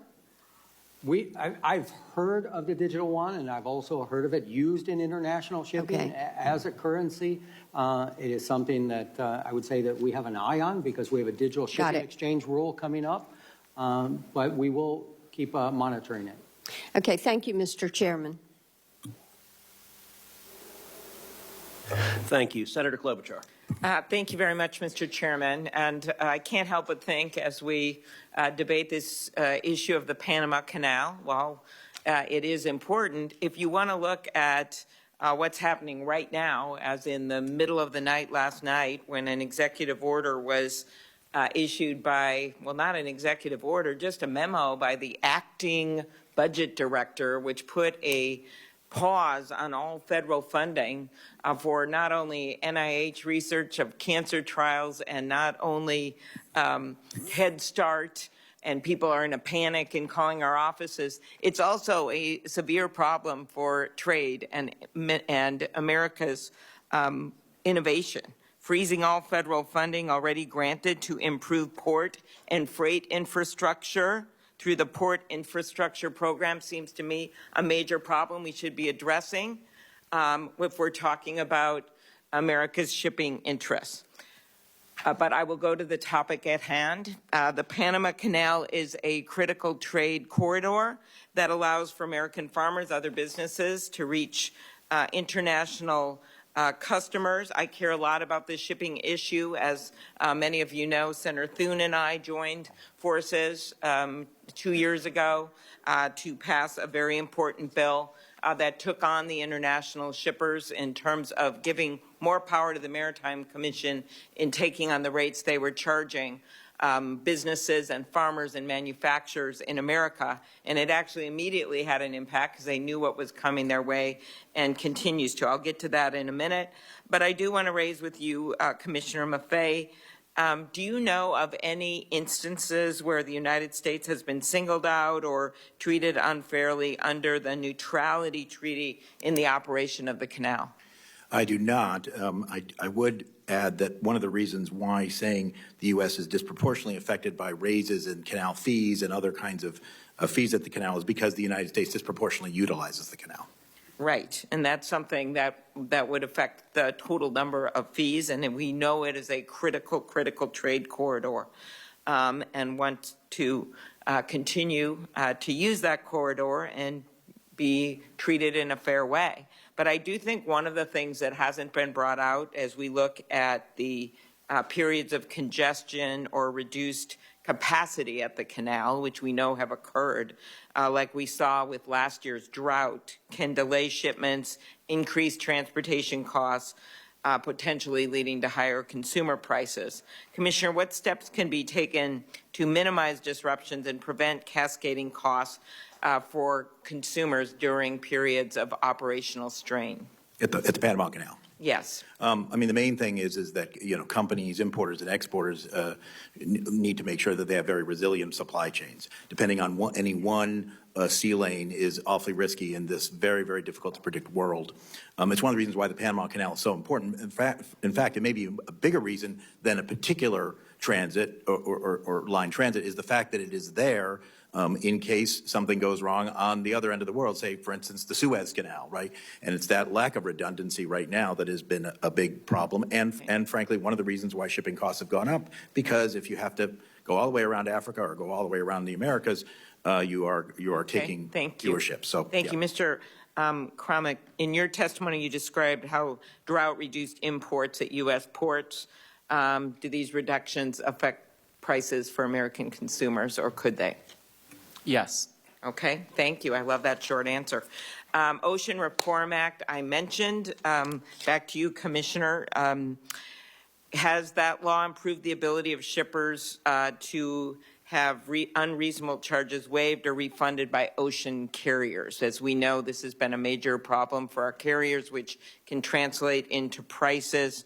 And talk about how it has empowered shippers to file complaints against unreasonable practices by the carriers. By the shippers, of course, you know what I mean. I don't mean the carriers themselves. I mean the people that are trying to do business and sell their stuff. So American exporters, right. American importers. American exporters. Absolutely. Look, I don't have a lot of time, but yes, it has had a tremendous effect. We have seen instances of waiving or forgiving detention demurrage fees or even refunding go way up. We've seen settlements go up with the major carriers. We've seen a lot more cases filed, so many, in fact, that we used to have one administrative law judge, now we have 3, and they still have too many cases. So a huge impact. Mm-hmm. And are you concerned, I'll just end where I started, are you concerned about freezing funding that has already been granted for port and infrastructure improvement right now, given what we're trying to do with American ports, so we can make stuff here and ship it instead of having it all come to us? I mean, that's a complicated question. I'll just say at the Federal Maritime Commission, we try to do an awful lot with less. As the New York Times reporter has pointed out, we are funded at approximately our entire annual budget, about 1 hour of the container ship industry's profits during the COVID pandemic. Because of that legislation and subsequent appropriations, that's more like, 68 minutes now. It's still a fraction of it. I don't know where, and I don't believe the chairman well, of knows course, where we only found this out 12 hours ago at midnight from an unknown bureaucrat. So our hope is that we will be able to give you those numbers to show what will happen to infrastructure if we simply freeze funding for all of these things across America. Thank you. Thank you. Senator Budd. Thank you, Mr. Chairman. Again, thank the panel for being here. It's good to see you all.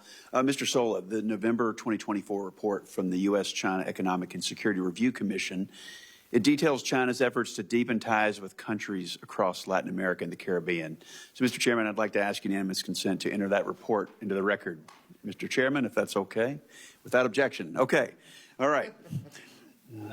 Thank you. All right.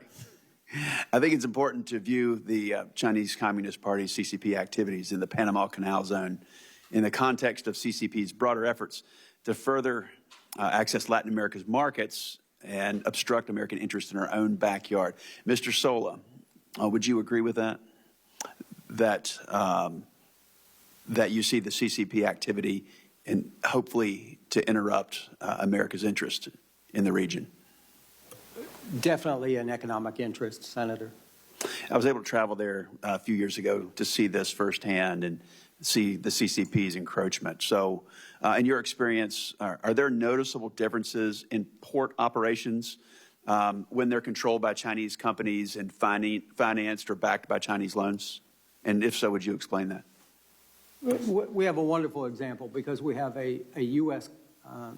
Port there, SSA, out of Washington State, that I actually worked on the development of that many years ago and helped develop that. That used to be a former United States Navy submarine base, and we converted that. As far as the two ports that we have, they're completely different. We have one as a major infrastructure footprint and also a container port that's moving 4 million containers a year. That is almost, I mean, that's really a phenomenal amount. That's more than Miami, Fort Lauderdale, and You probably got to get Tampa and a little bit of Jacksonville in there to get that type of volume. And on the other side, we have a very small port, but it's a very strategic port on the Atlantic. So how are the operations done? Yeah, I don't know how they don't make money. I mean, if you want to come to you know, right down to it, is if they've been operating the port for 20 years and they say that they haven't made any money, so they haven't been able to pay the government. That's what concerns me, is I don't believe that we're on a level playing field with the American ports. Appreciate that. Mr. Kramick, what would be the consequences for U.S. trade and for the U.S. economy if access to the canal was suddenly revoked or significantly decreased for U.S. shippers? It would be pretty catastrophic, Senator. And we have a good example. I mean, we've experienced that with the denial of the Red Sea right now.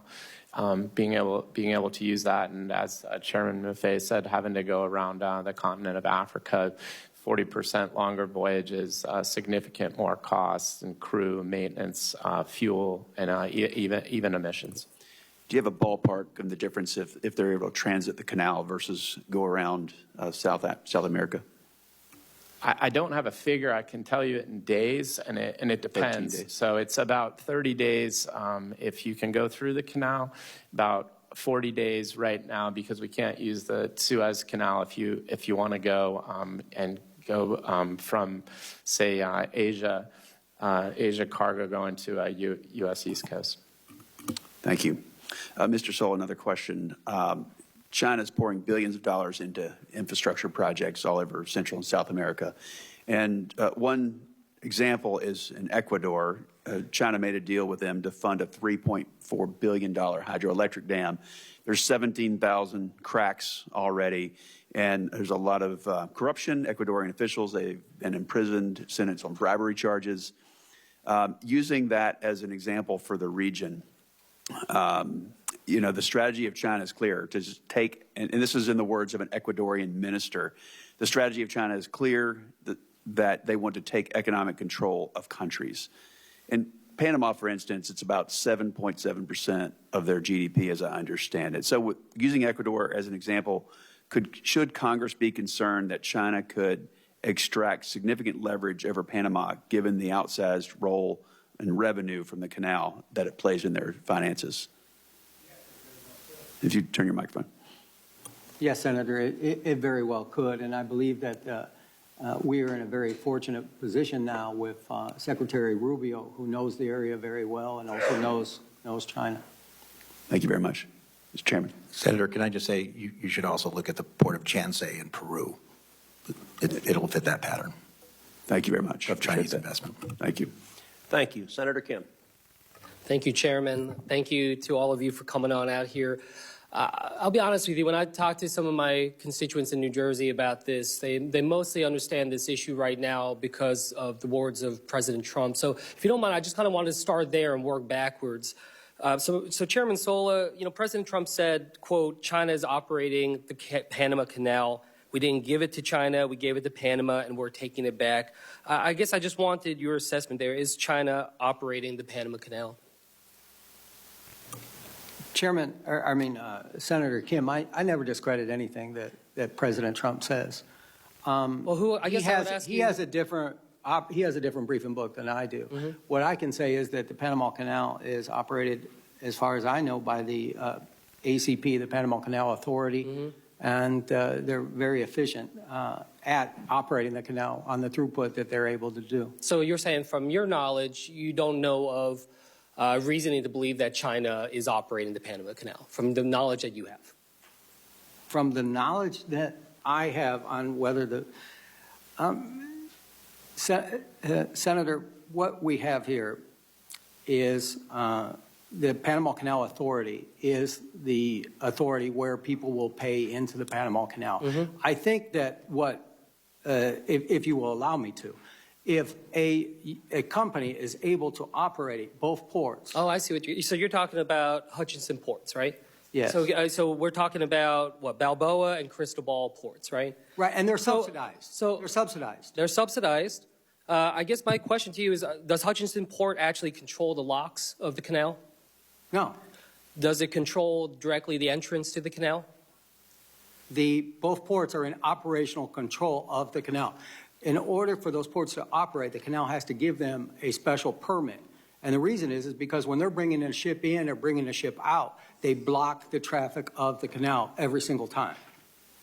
I see. So they have to have pilots, two pilots. But that go in there. is Balboa or Cristobal ports under the jurisdiction of the Panama Canal Authority? They've been given by the Panama government the concessions. However, they're in the operational range of the Panama Canal. Does that make those two ports under the jurisdiction of the treaty? Let me say this, because I was in Panama when the Panama Canal was turned over. We didn't just give back the Panama Canal. We also gave back all the land and all the water on the entryway to it, and including what we had was a lot of military bases along there. So as soon as you come out of the Panama Canal, and I invite you to come there, I'll be happy love to take come. you. Yeah, well, let's So as soon make as that you come out of the locks, you run into Corozal, which was a former military base. Corozal is run not by Panama, by the Panama Canal Authority. It's run by the Panama government. After you pass that, you run into the port of Balboa.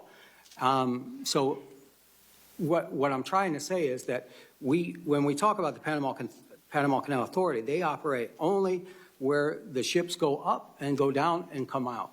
After that, you have where the pilots, will take you on the boat and take you off. So is it operational control of the Panama Canal? Yes, because the pilots are the ones that have to bring you in there and bring you out. And again, every time a ship goes into one of those ports, they block the traffic of the Panama Canal. Yeah. Well, look, I guess I wanted to just ask you kind of directly then, what is your assessment of the Panama Canal's authority, in terms of their ability to administer the canal? I think the Panama Canal Authority and their independences, if you read my opening statement and my written statement, they've done a fantastic job. And Panama has been running the canal for 25 years. They've given $28 billion to the coffers of the government in those 25 years. In the 25 years that the two ports that we call two ports, they've contributed zero.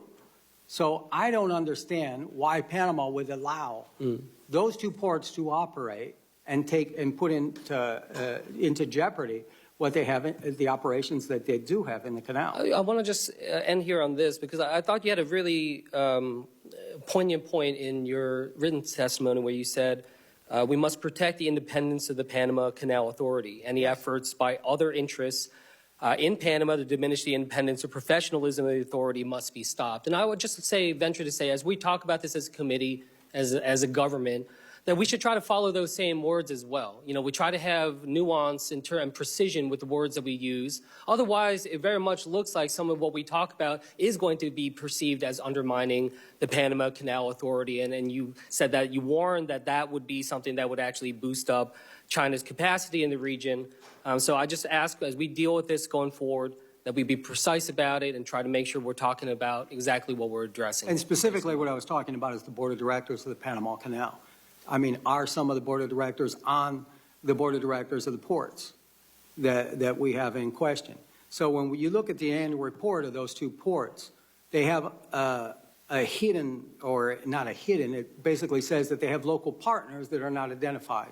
So I believe that if we had those identified, we would know more. Yeah, and more precision there. Thank you so much. I yield back, Mr. Chair. Thank you. Senator Schmidt. Thank you, Mr. Chairman. I want the committee to just imagine that Taiwan is under siege. The CCP, determined to crush Taiwan's resistance and prevent a U.S. response, activates a multi-pronged strategy, leveraging its control over global ports and shipping infrastructure. At the Panama Canal, one of America's most vital trade arteries, handling 40% of U.S. container traffic, Chinese-controlled ports at both ends suddenly close.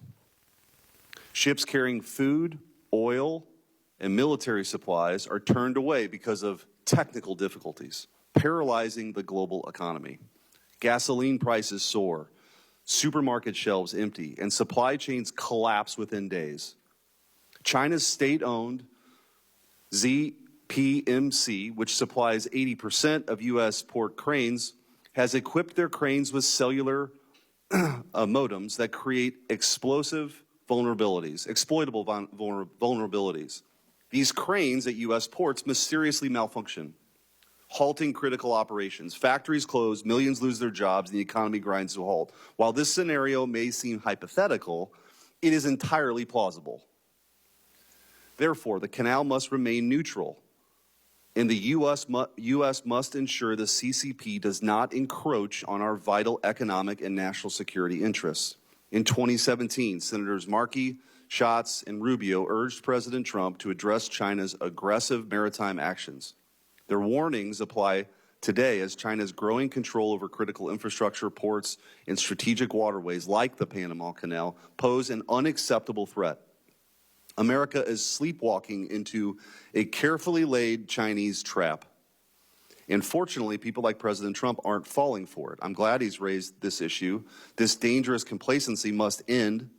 That's why last week I introduced a Senate resolution to safeguard the Panama Canal from Chinese influence. It calls on Panama to expel Chinese entities in foreign control and honor its neutrality under the 1977 transfer agreement.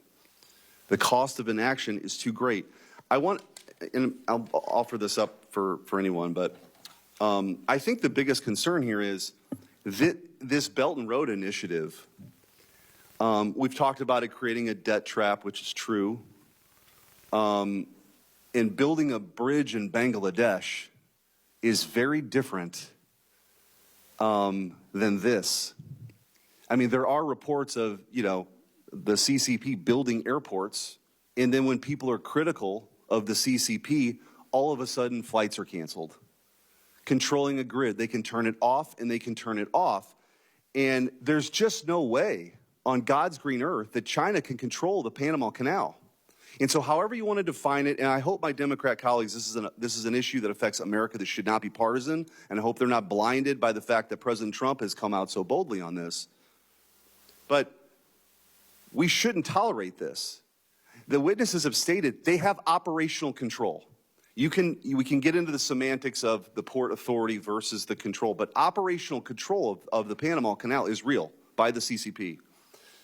The witnesses have also stated that a Chinese company got a sweetheart deal, a no-bid contract for operational control ultimately of these ports. So I guess I want to ask, because I've talked too long, I don't have much time for questions, but Professor Kantorovich, I do want to ask you, as it relates to the treaty, and I'm glad Senator Cruz, or Chairman Cruz, has called this up, because there are real concerns about treaty violations here.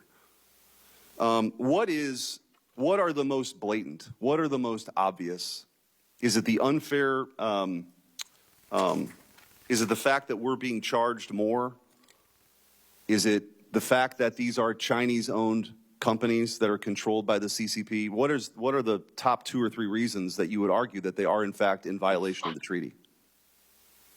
So again, I think the charges and fees are less of an issue because they don't discriminate across countries. We pay more because we use more, but it's not nationally discriminatory.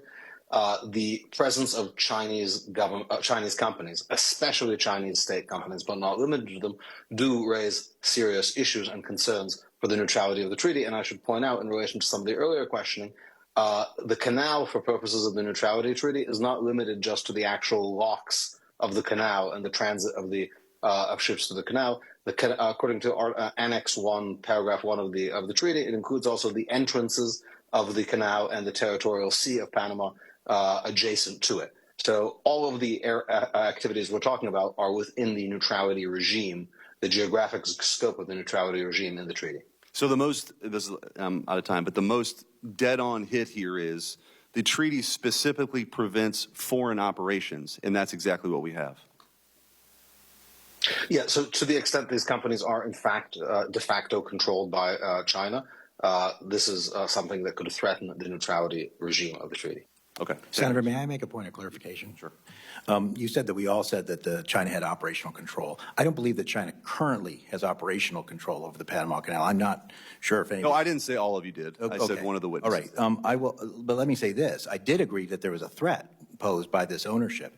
I do think, though, that if your assumptions are correct, you are way understating the problem. That's right, understating the problem, because they also then control the Suez Canal and the Mediterranean Sea. And I actually have to admit, I'm a little confused as to why some of the senators asking these questions, Senator Blackburn, aren't more concerned about the biggest port in the United Kingdom being run by the Chinese. Petraeus in the port nearest Athens, one of the biggest ports in the Mediterranean, is not just run by a Chinese-linked company. It's run directly by a Chinese-owned company. And I was there. So you're on to something, but if you're just focusing on Panama, that's only part of it. No, I agree with you. I think the difference here is that we gave it away. Huge mistake. Both Missouri senators voted for it back then. Huge mistake.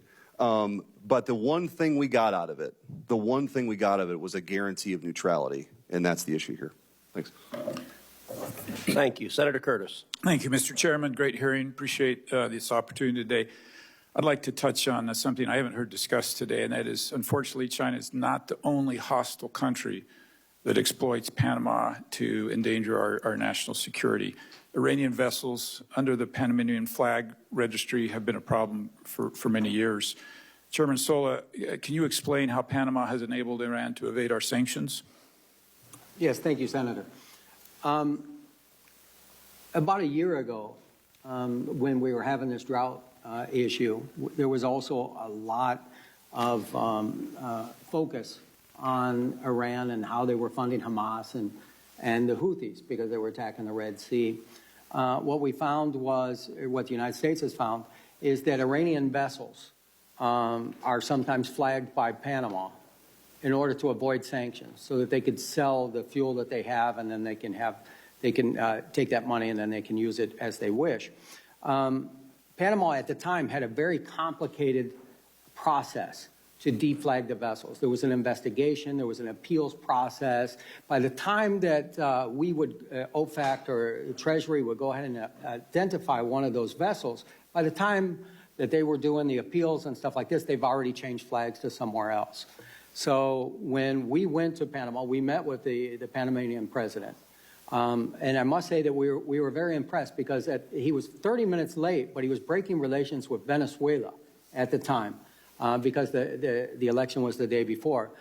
We explained to him the situation. The very next day, we met with the maritime minister, with U.S. Embassy personnel, and Panama actually adjusted their appeals process so to make it more expedient. So if the United States or OFAC would come and say that this Iranian vessel is avoiding sanctions, now we have a process in place to go ahead and do that. And 53 vessels were deflagged because of that meeting. If you would keep working on that, because that's a big deal, and thank you for that answer. Let me also go to, we've hammered on this a little bit, and I've heard several times some of you acknowledge that the interest from China is an economic threat to us. But let me come back to this defense. I think we've asked a number of times in different ways, but let me go back to the analogy of China puts a blockade on Taiwan, and we're trying to move ships into that area quickly. Can any of you say this is not just an economic threat to the United States, but a defensive threat as well?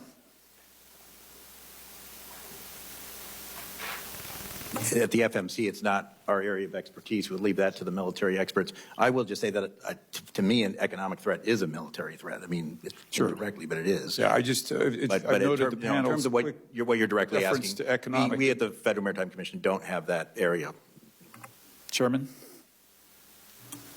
I would say that my biggest concern is that when a Chinese contractor gets a contract in Latin America, they usually put a clause in there that they bring their own workers in from China. And these workers are housed in camps outside. And these camps will have guards on them, and they will have, sometimes they in Panama, for example, they have barbed wire around the camps. So we really don't know who's in the camps. And I think that, to me, causes me more concern. on who's in the camp and what are they doing. So these are actually sometimes thousands of workers that are brought in, for example, for the bridge or to do a port or something like this to undercut the local labor. Along those lines, let me just talk about dollars from China spent. We far outspend China in the region, yet if you look back on when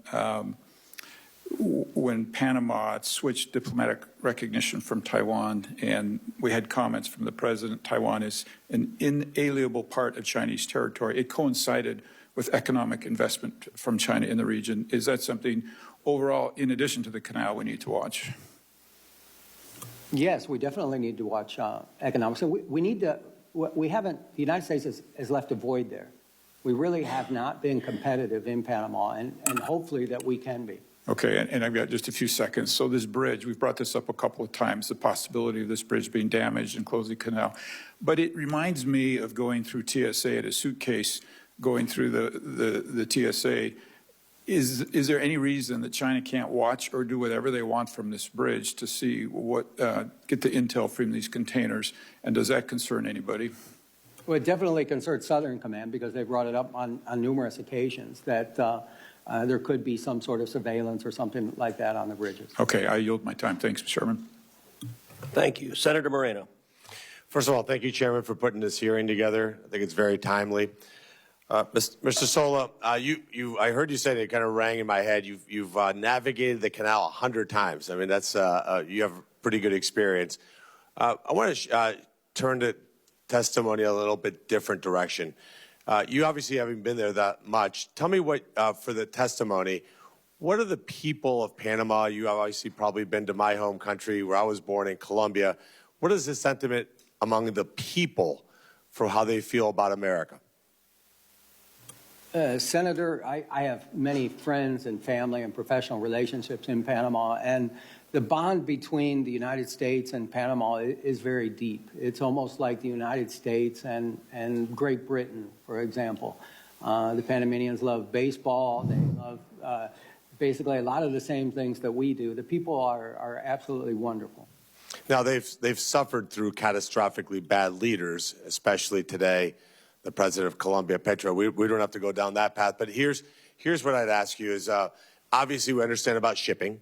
We understand the issues of trade, and that's been well documented. I think that the treaty's clearly in violation. There's no question about that. In fact, Mr. Chairman, I'd like to see us speedily get to a point where we get a resolution allowing the president to renegotiate that or cancel that treaty. But here's my question to you. The Darien Gap is a stone's throw away here to Annapolis, maybe not even a little bit further than that. It used to be this insurmountable piece of geography that separated Colombia from Panama, but it's now used as a massive human and drug trafficking operation. The presence of multinational gangs, multinational criminal organizations in that area, primarily, I will suggest, funded by the Chinese. You don't have to comment on that. But what is the impact of these transnational gangs, this increase in human and drug trafficking doing to maritime activity along the canal?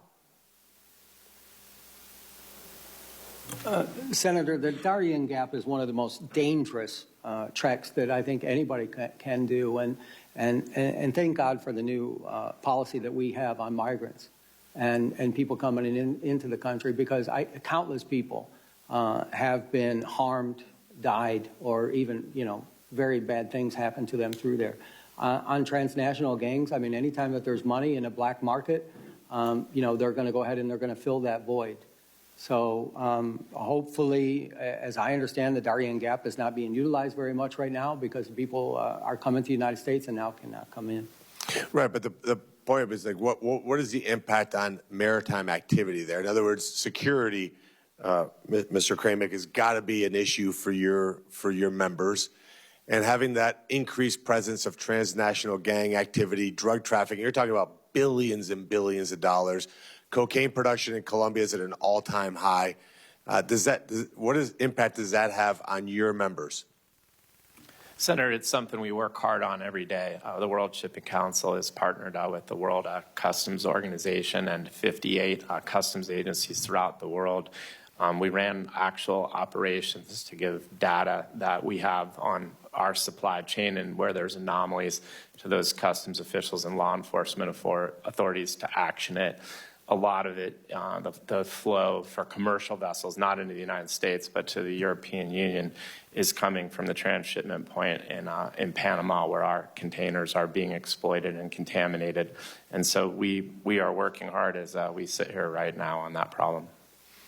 And of course, the point I'm making is that China's influence there, whether we want to make it a technical question as to what control means, it doesn't matter. When you have Chinese companies operating on both sides of the canal, having influence there through drug trafficking, they bring basic chemicals into Mexico, which makes its way here as fentanyl.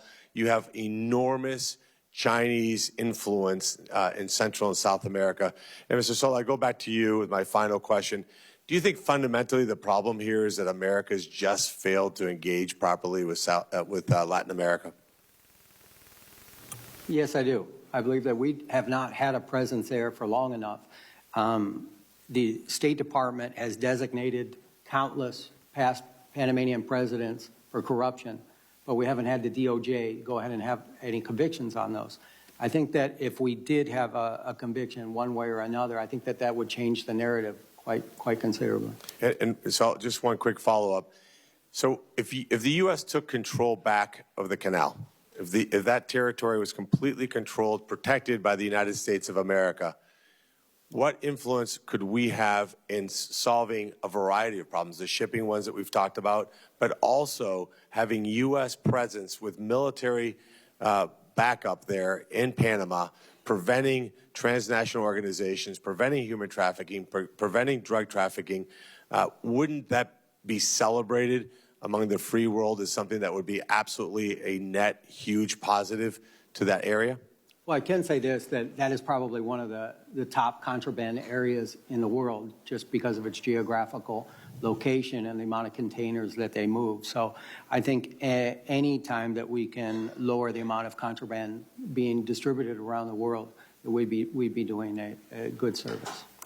So, Mr. Chairman, like I said earlier, we ratified that treaty here in the United States Senate. I'd love to see us de-ratify it.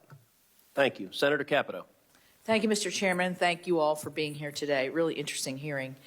In the year 1913, the governor of West Virginia said that the Panama Canal would be critical to the state's coal industry. What was then true is still true today. 11% of the cargo that goes through that canal is coal. Chairman Sola, thank you for your military service and for your great insight into this, into Panama. I know that the draft restrictions have been brought up already today, but the fact that bulk goods like West Virginia coal and other forms of energy cannot always be fully loaded to go through the canal is a major problem. I know they're investing about $900 million to try to make the canal more resilient, but what ways can we assure that our state's energy exports are actually getting where they need to go when they need to get there? That's a very good question, Senator, and the bulk and the coal are probably the most affected by the draft restrictions that we have. The container ships and the passenger vessels have a much lighter draft. We talked extensively with the Canal Authority and also with the government of Panama on how they need to add water to the fresh water to the system. They're losing about 1 or 2% a year. So if they continue this way, the Panama Canal will be severely diminished by up to maybe 40% by 2050.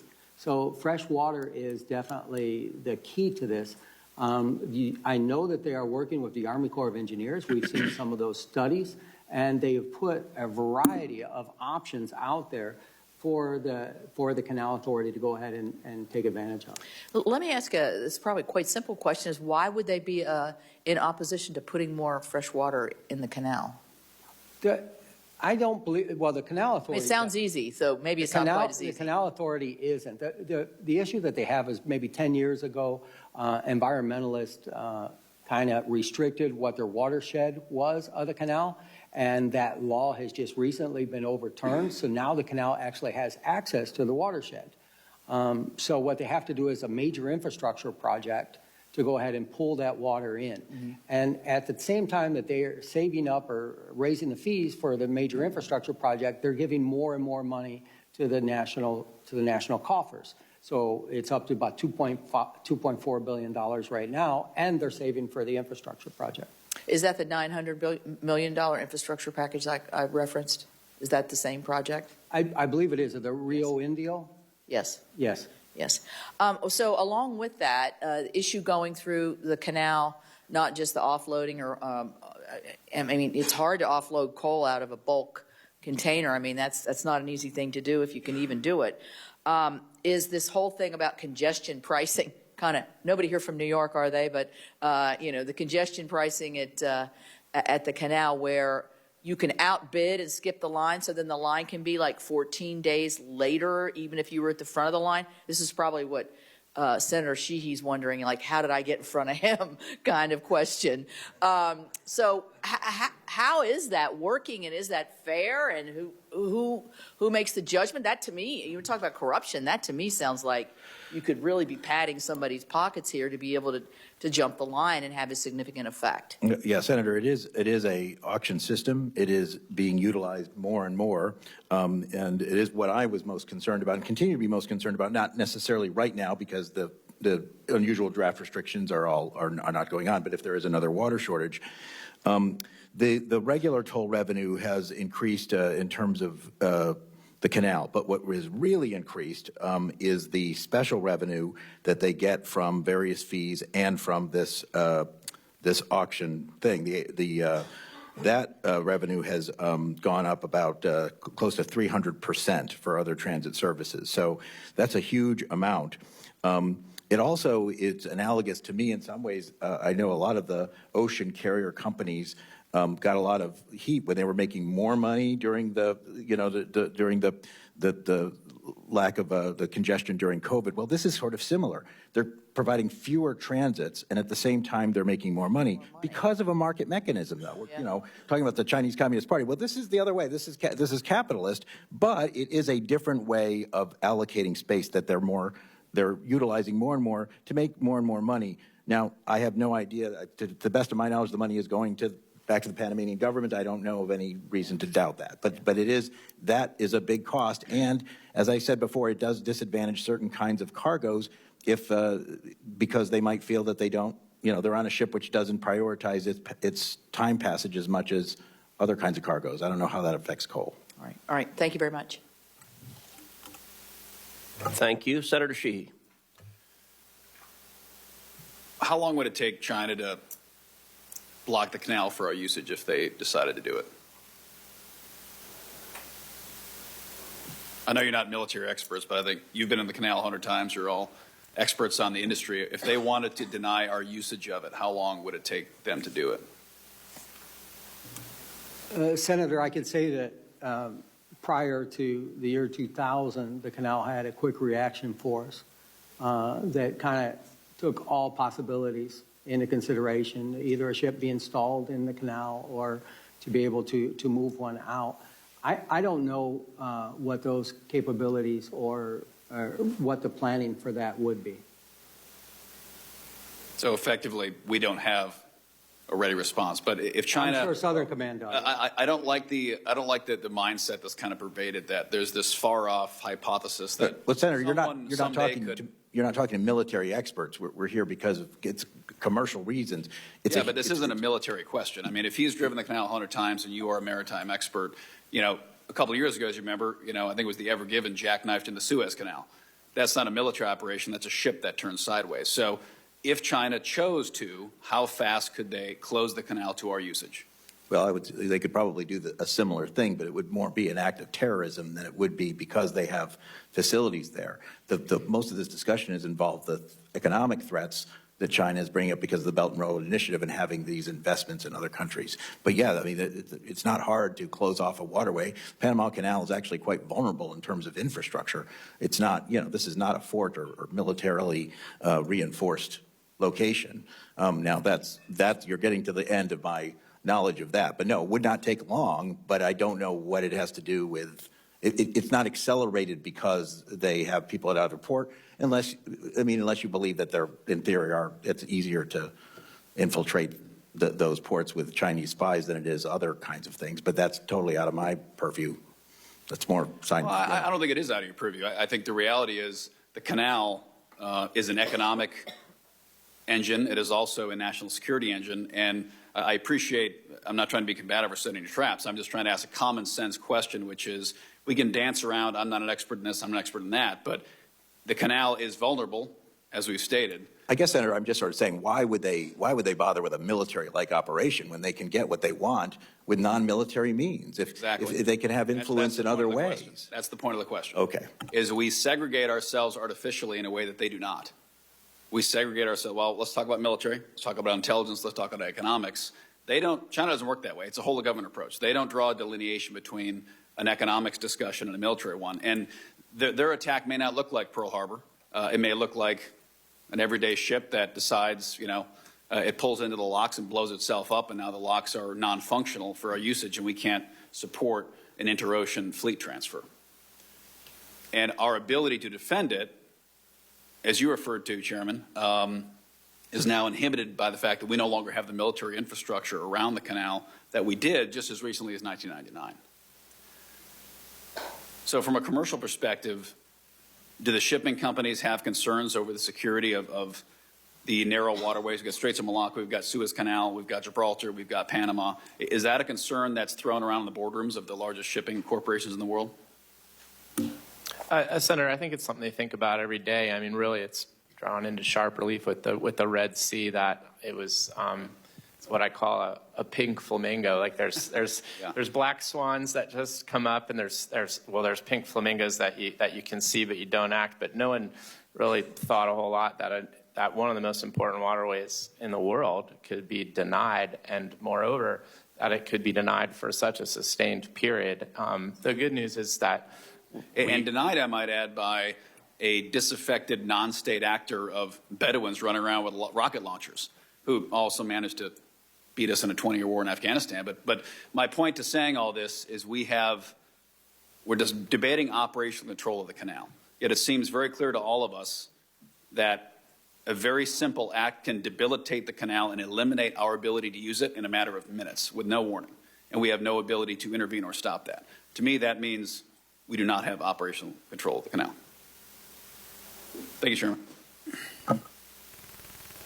Thank you. I'm told Senator Young is on his way, so I'm going to ask a couple of questions and give him a few minutes to get here. Chairman Sola, you have a deep understanding of Panama and the canal from personal experience, in addition to your work on the Federal Maritime Commission. One example of China's influence with the Panamanian government was the effort to seize land near the Pacific end of the canal to build a new Chinese embassy, including your land. Can you describe your personal experience, including how Panama ignored property rights as it sought to appease China with the new embassy? Yes, Senator. About 10 years ago, the maritime business of my family expanded tremendously. And we were given a concession to build a marina on the Pacific area of Panama. We also incorporated a cruise component to that. We brought the cruise companies to Panama. This would have been the very first cruise port in the Pacific. We spent millions of dollars on consultants with Atkins Global, Moffett and Nichols, all the best consultants in the world. And everything was fine. When Panama turned over to Belts and Roads, they told us that concession was going to be nationalized. Then what they did is they rescinded our concession for the property. We were going to build the cruise port for $30 million, U.S. private funds. They gave the concession to a Chinese competitor and paid the Chinese competitor to date $300 million to build that cruise port. It's going to take the Panamanian people 375 years to get it back. I'm from Miami. That's the most expensive cruise port in the world, by far, by passenger. In addition to that, they took where our land is going to be for the marina, they designated that to be the embassy for the People's Republic of China. So what happened next is absolutely appalling, because when I went to the U.S. Embassy and I went to Commerce Department, they told me to fill out a complaint. When I filled out the complaint, I went to my senator at the time, it was Bill Nelson, and I remember that I was denied being able to even file a complaint, because the land that the Chinese embassy, or the land that was going to be used by the Chinese embassy, my environmental permit for the marina was going to expire in 6 months. So the United States Commerce Department would not even allow me to file a complaint. So I brought that issue here. And thanks to the good work of, at the time, I think it was Chairman Nelson and Chairman Wicker, that we were able to unwind that. After about 6 years, Panama did the right thing and returned the land to my family. Very instructive. Senator Young. Thank you, Chairman, for holding this important hearing. Thank you, gentlemen, for being here. The Panama Canal underpins our current economic strength and national security. When 40% of U.S.-bound container traffic depends on a single waterway, we cannot afford unilateral toll hikes that choke out competition and leave our smaller carriers or our Midwestern exporters on the hook. For instance, in my home state of Indiana, manufacturing firms and farmers rely on consistent, reasonably priced shipping routes to move heavy machinery, auto parts, and ag products like corn and soy. If the Canal Authority's auction system prices them out, the ripple effects on American jobs and supply chains could be devastating. Chairman Sola, given our enormous stake in the canal's operation, do you believe Congress or the FMC should more aggressively use existing legal authorities or even create new legislative tools to block or penalize toll practices that disproportionately harm U.S. shippers and exporters? Thank you, Senator, for the question. And I grew up in Goodland, Indiana, so that you know. Fantastic. I do believe that we should continue to monitor the situation, and if we do need more regulations or statutes, that we would come back to Congress, because we get our marching instructions from you. Moving the agricultural products that we get out of the Midwest all over the world and through the country, not only do we focus on the Panama Canal, but we also focus on about $5 trillion worth of goods coming in and leaving the United States here at the Federal Maritime Commission. So it's definitely one of our main concerns. Well, thank you. I'm not surprised. I always tell people Indiana is a maritime state.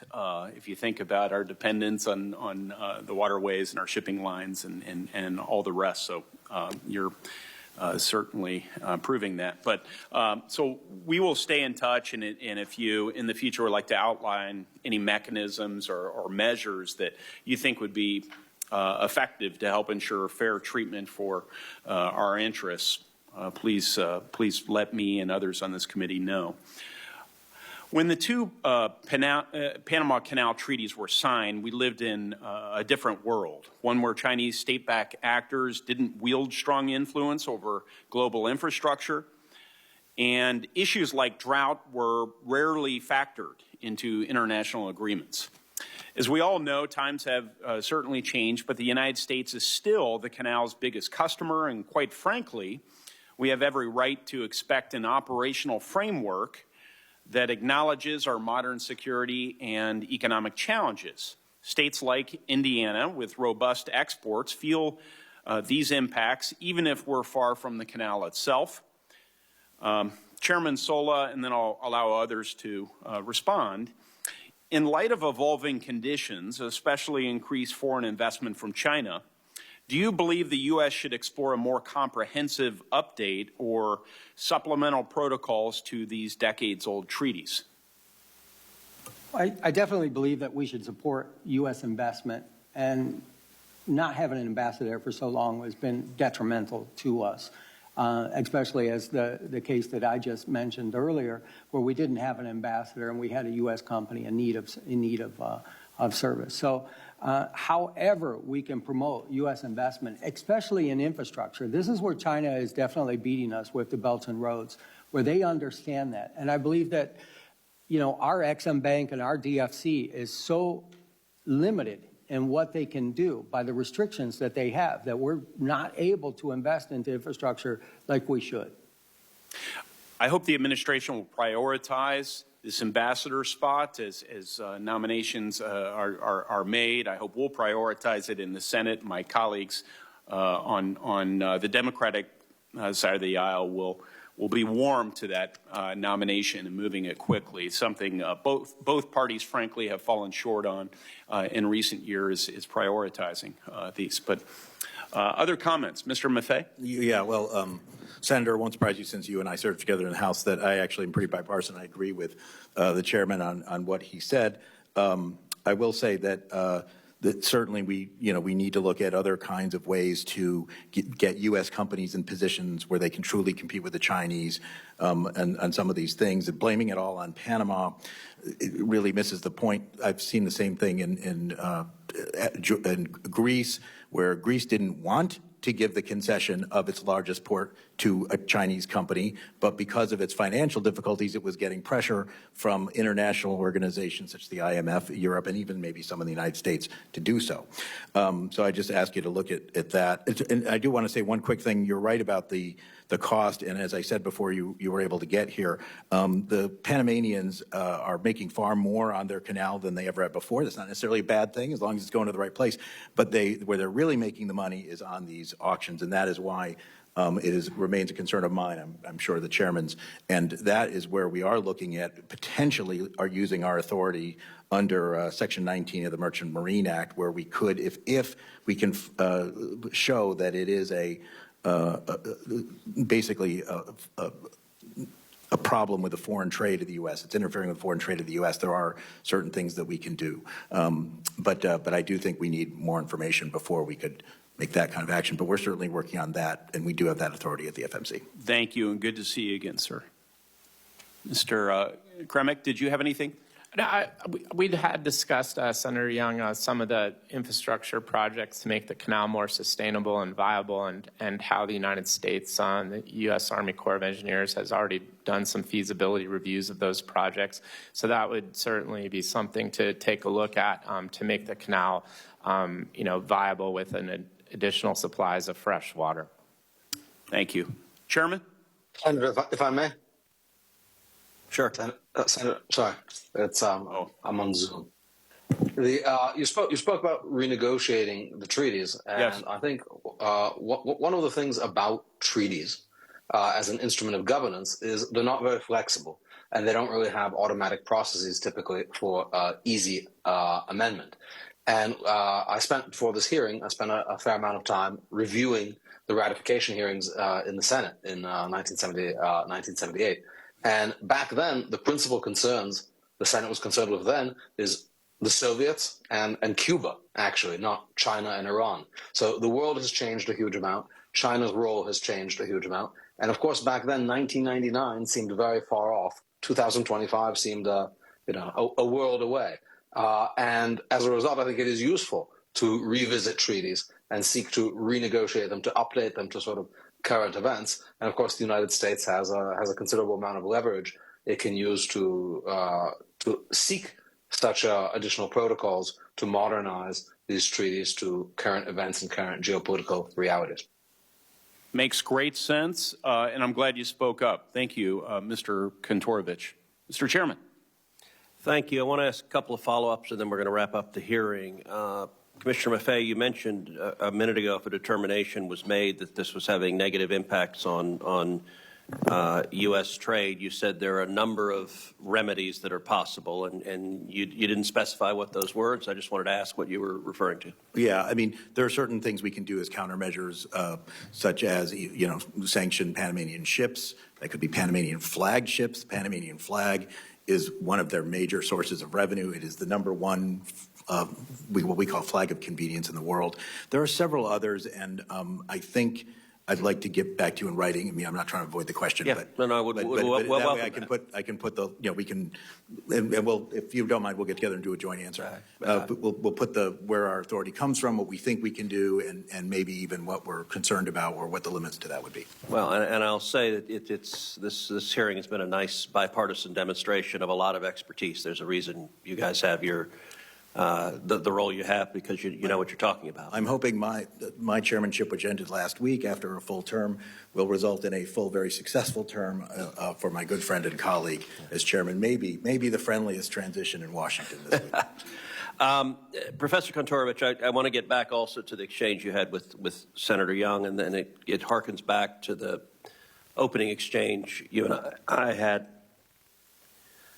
We've heard testimony that Panama may well be in violation of this treaty in at least two regards.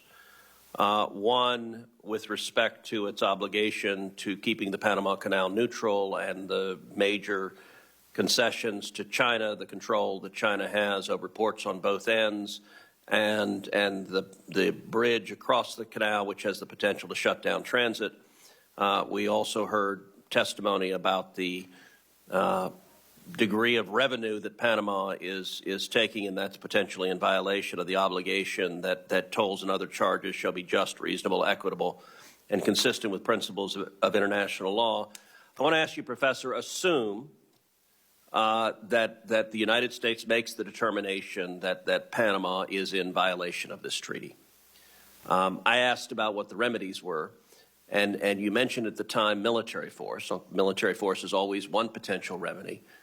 What other potential remedies are there? And in particular, could a consequence of being in breach of the treaty be a determination that the treaty is null and void, that the concession of control of the Panama Canal to Panama is no longer in force, and could that, under international law, result in the United States returning to operating the Panama Canal? What's your judgment?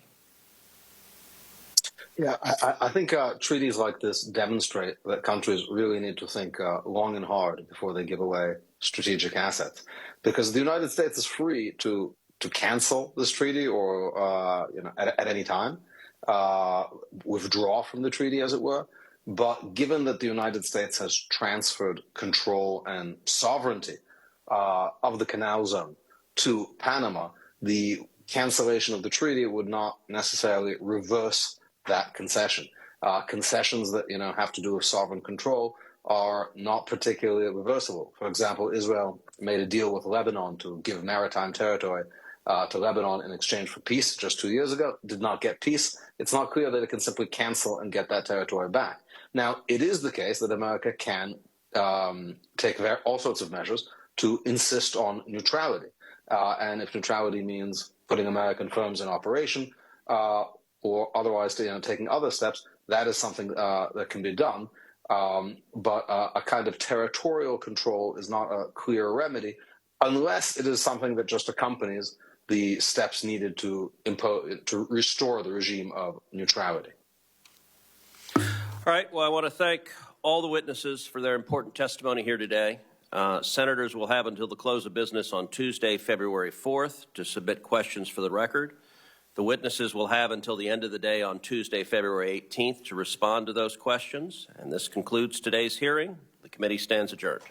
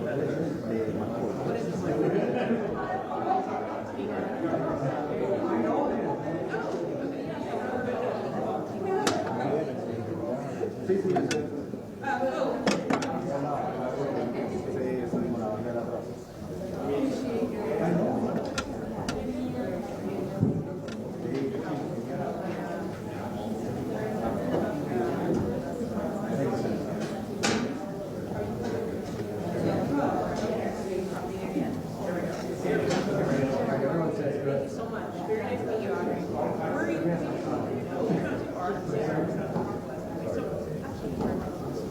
Right here? Yeah, okay. All right. All right. Very nice. Very nice to meet you, Audrey. Where's he at? I'm going to follow. That's the only person I'd rather hear about. What? So you start right here? Yeah.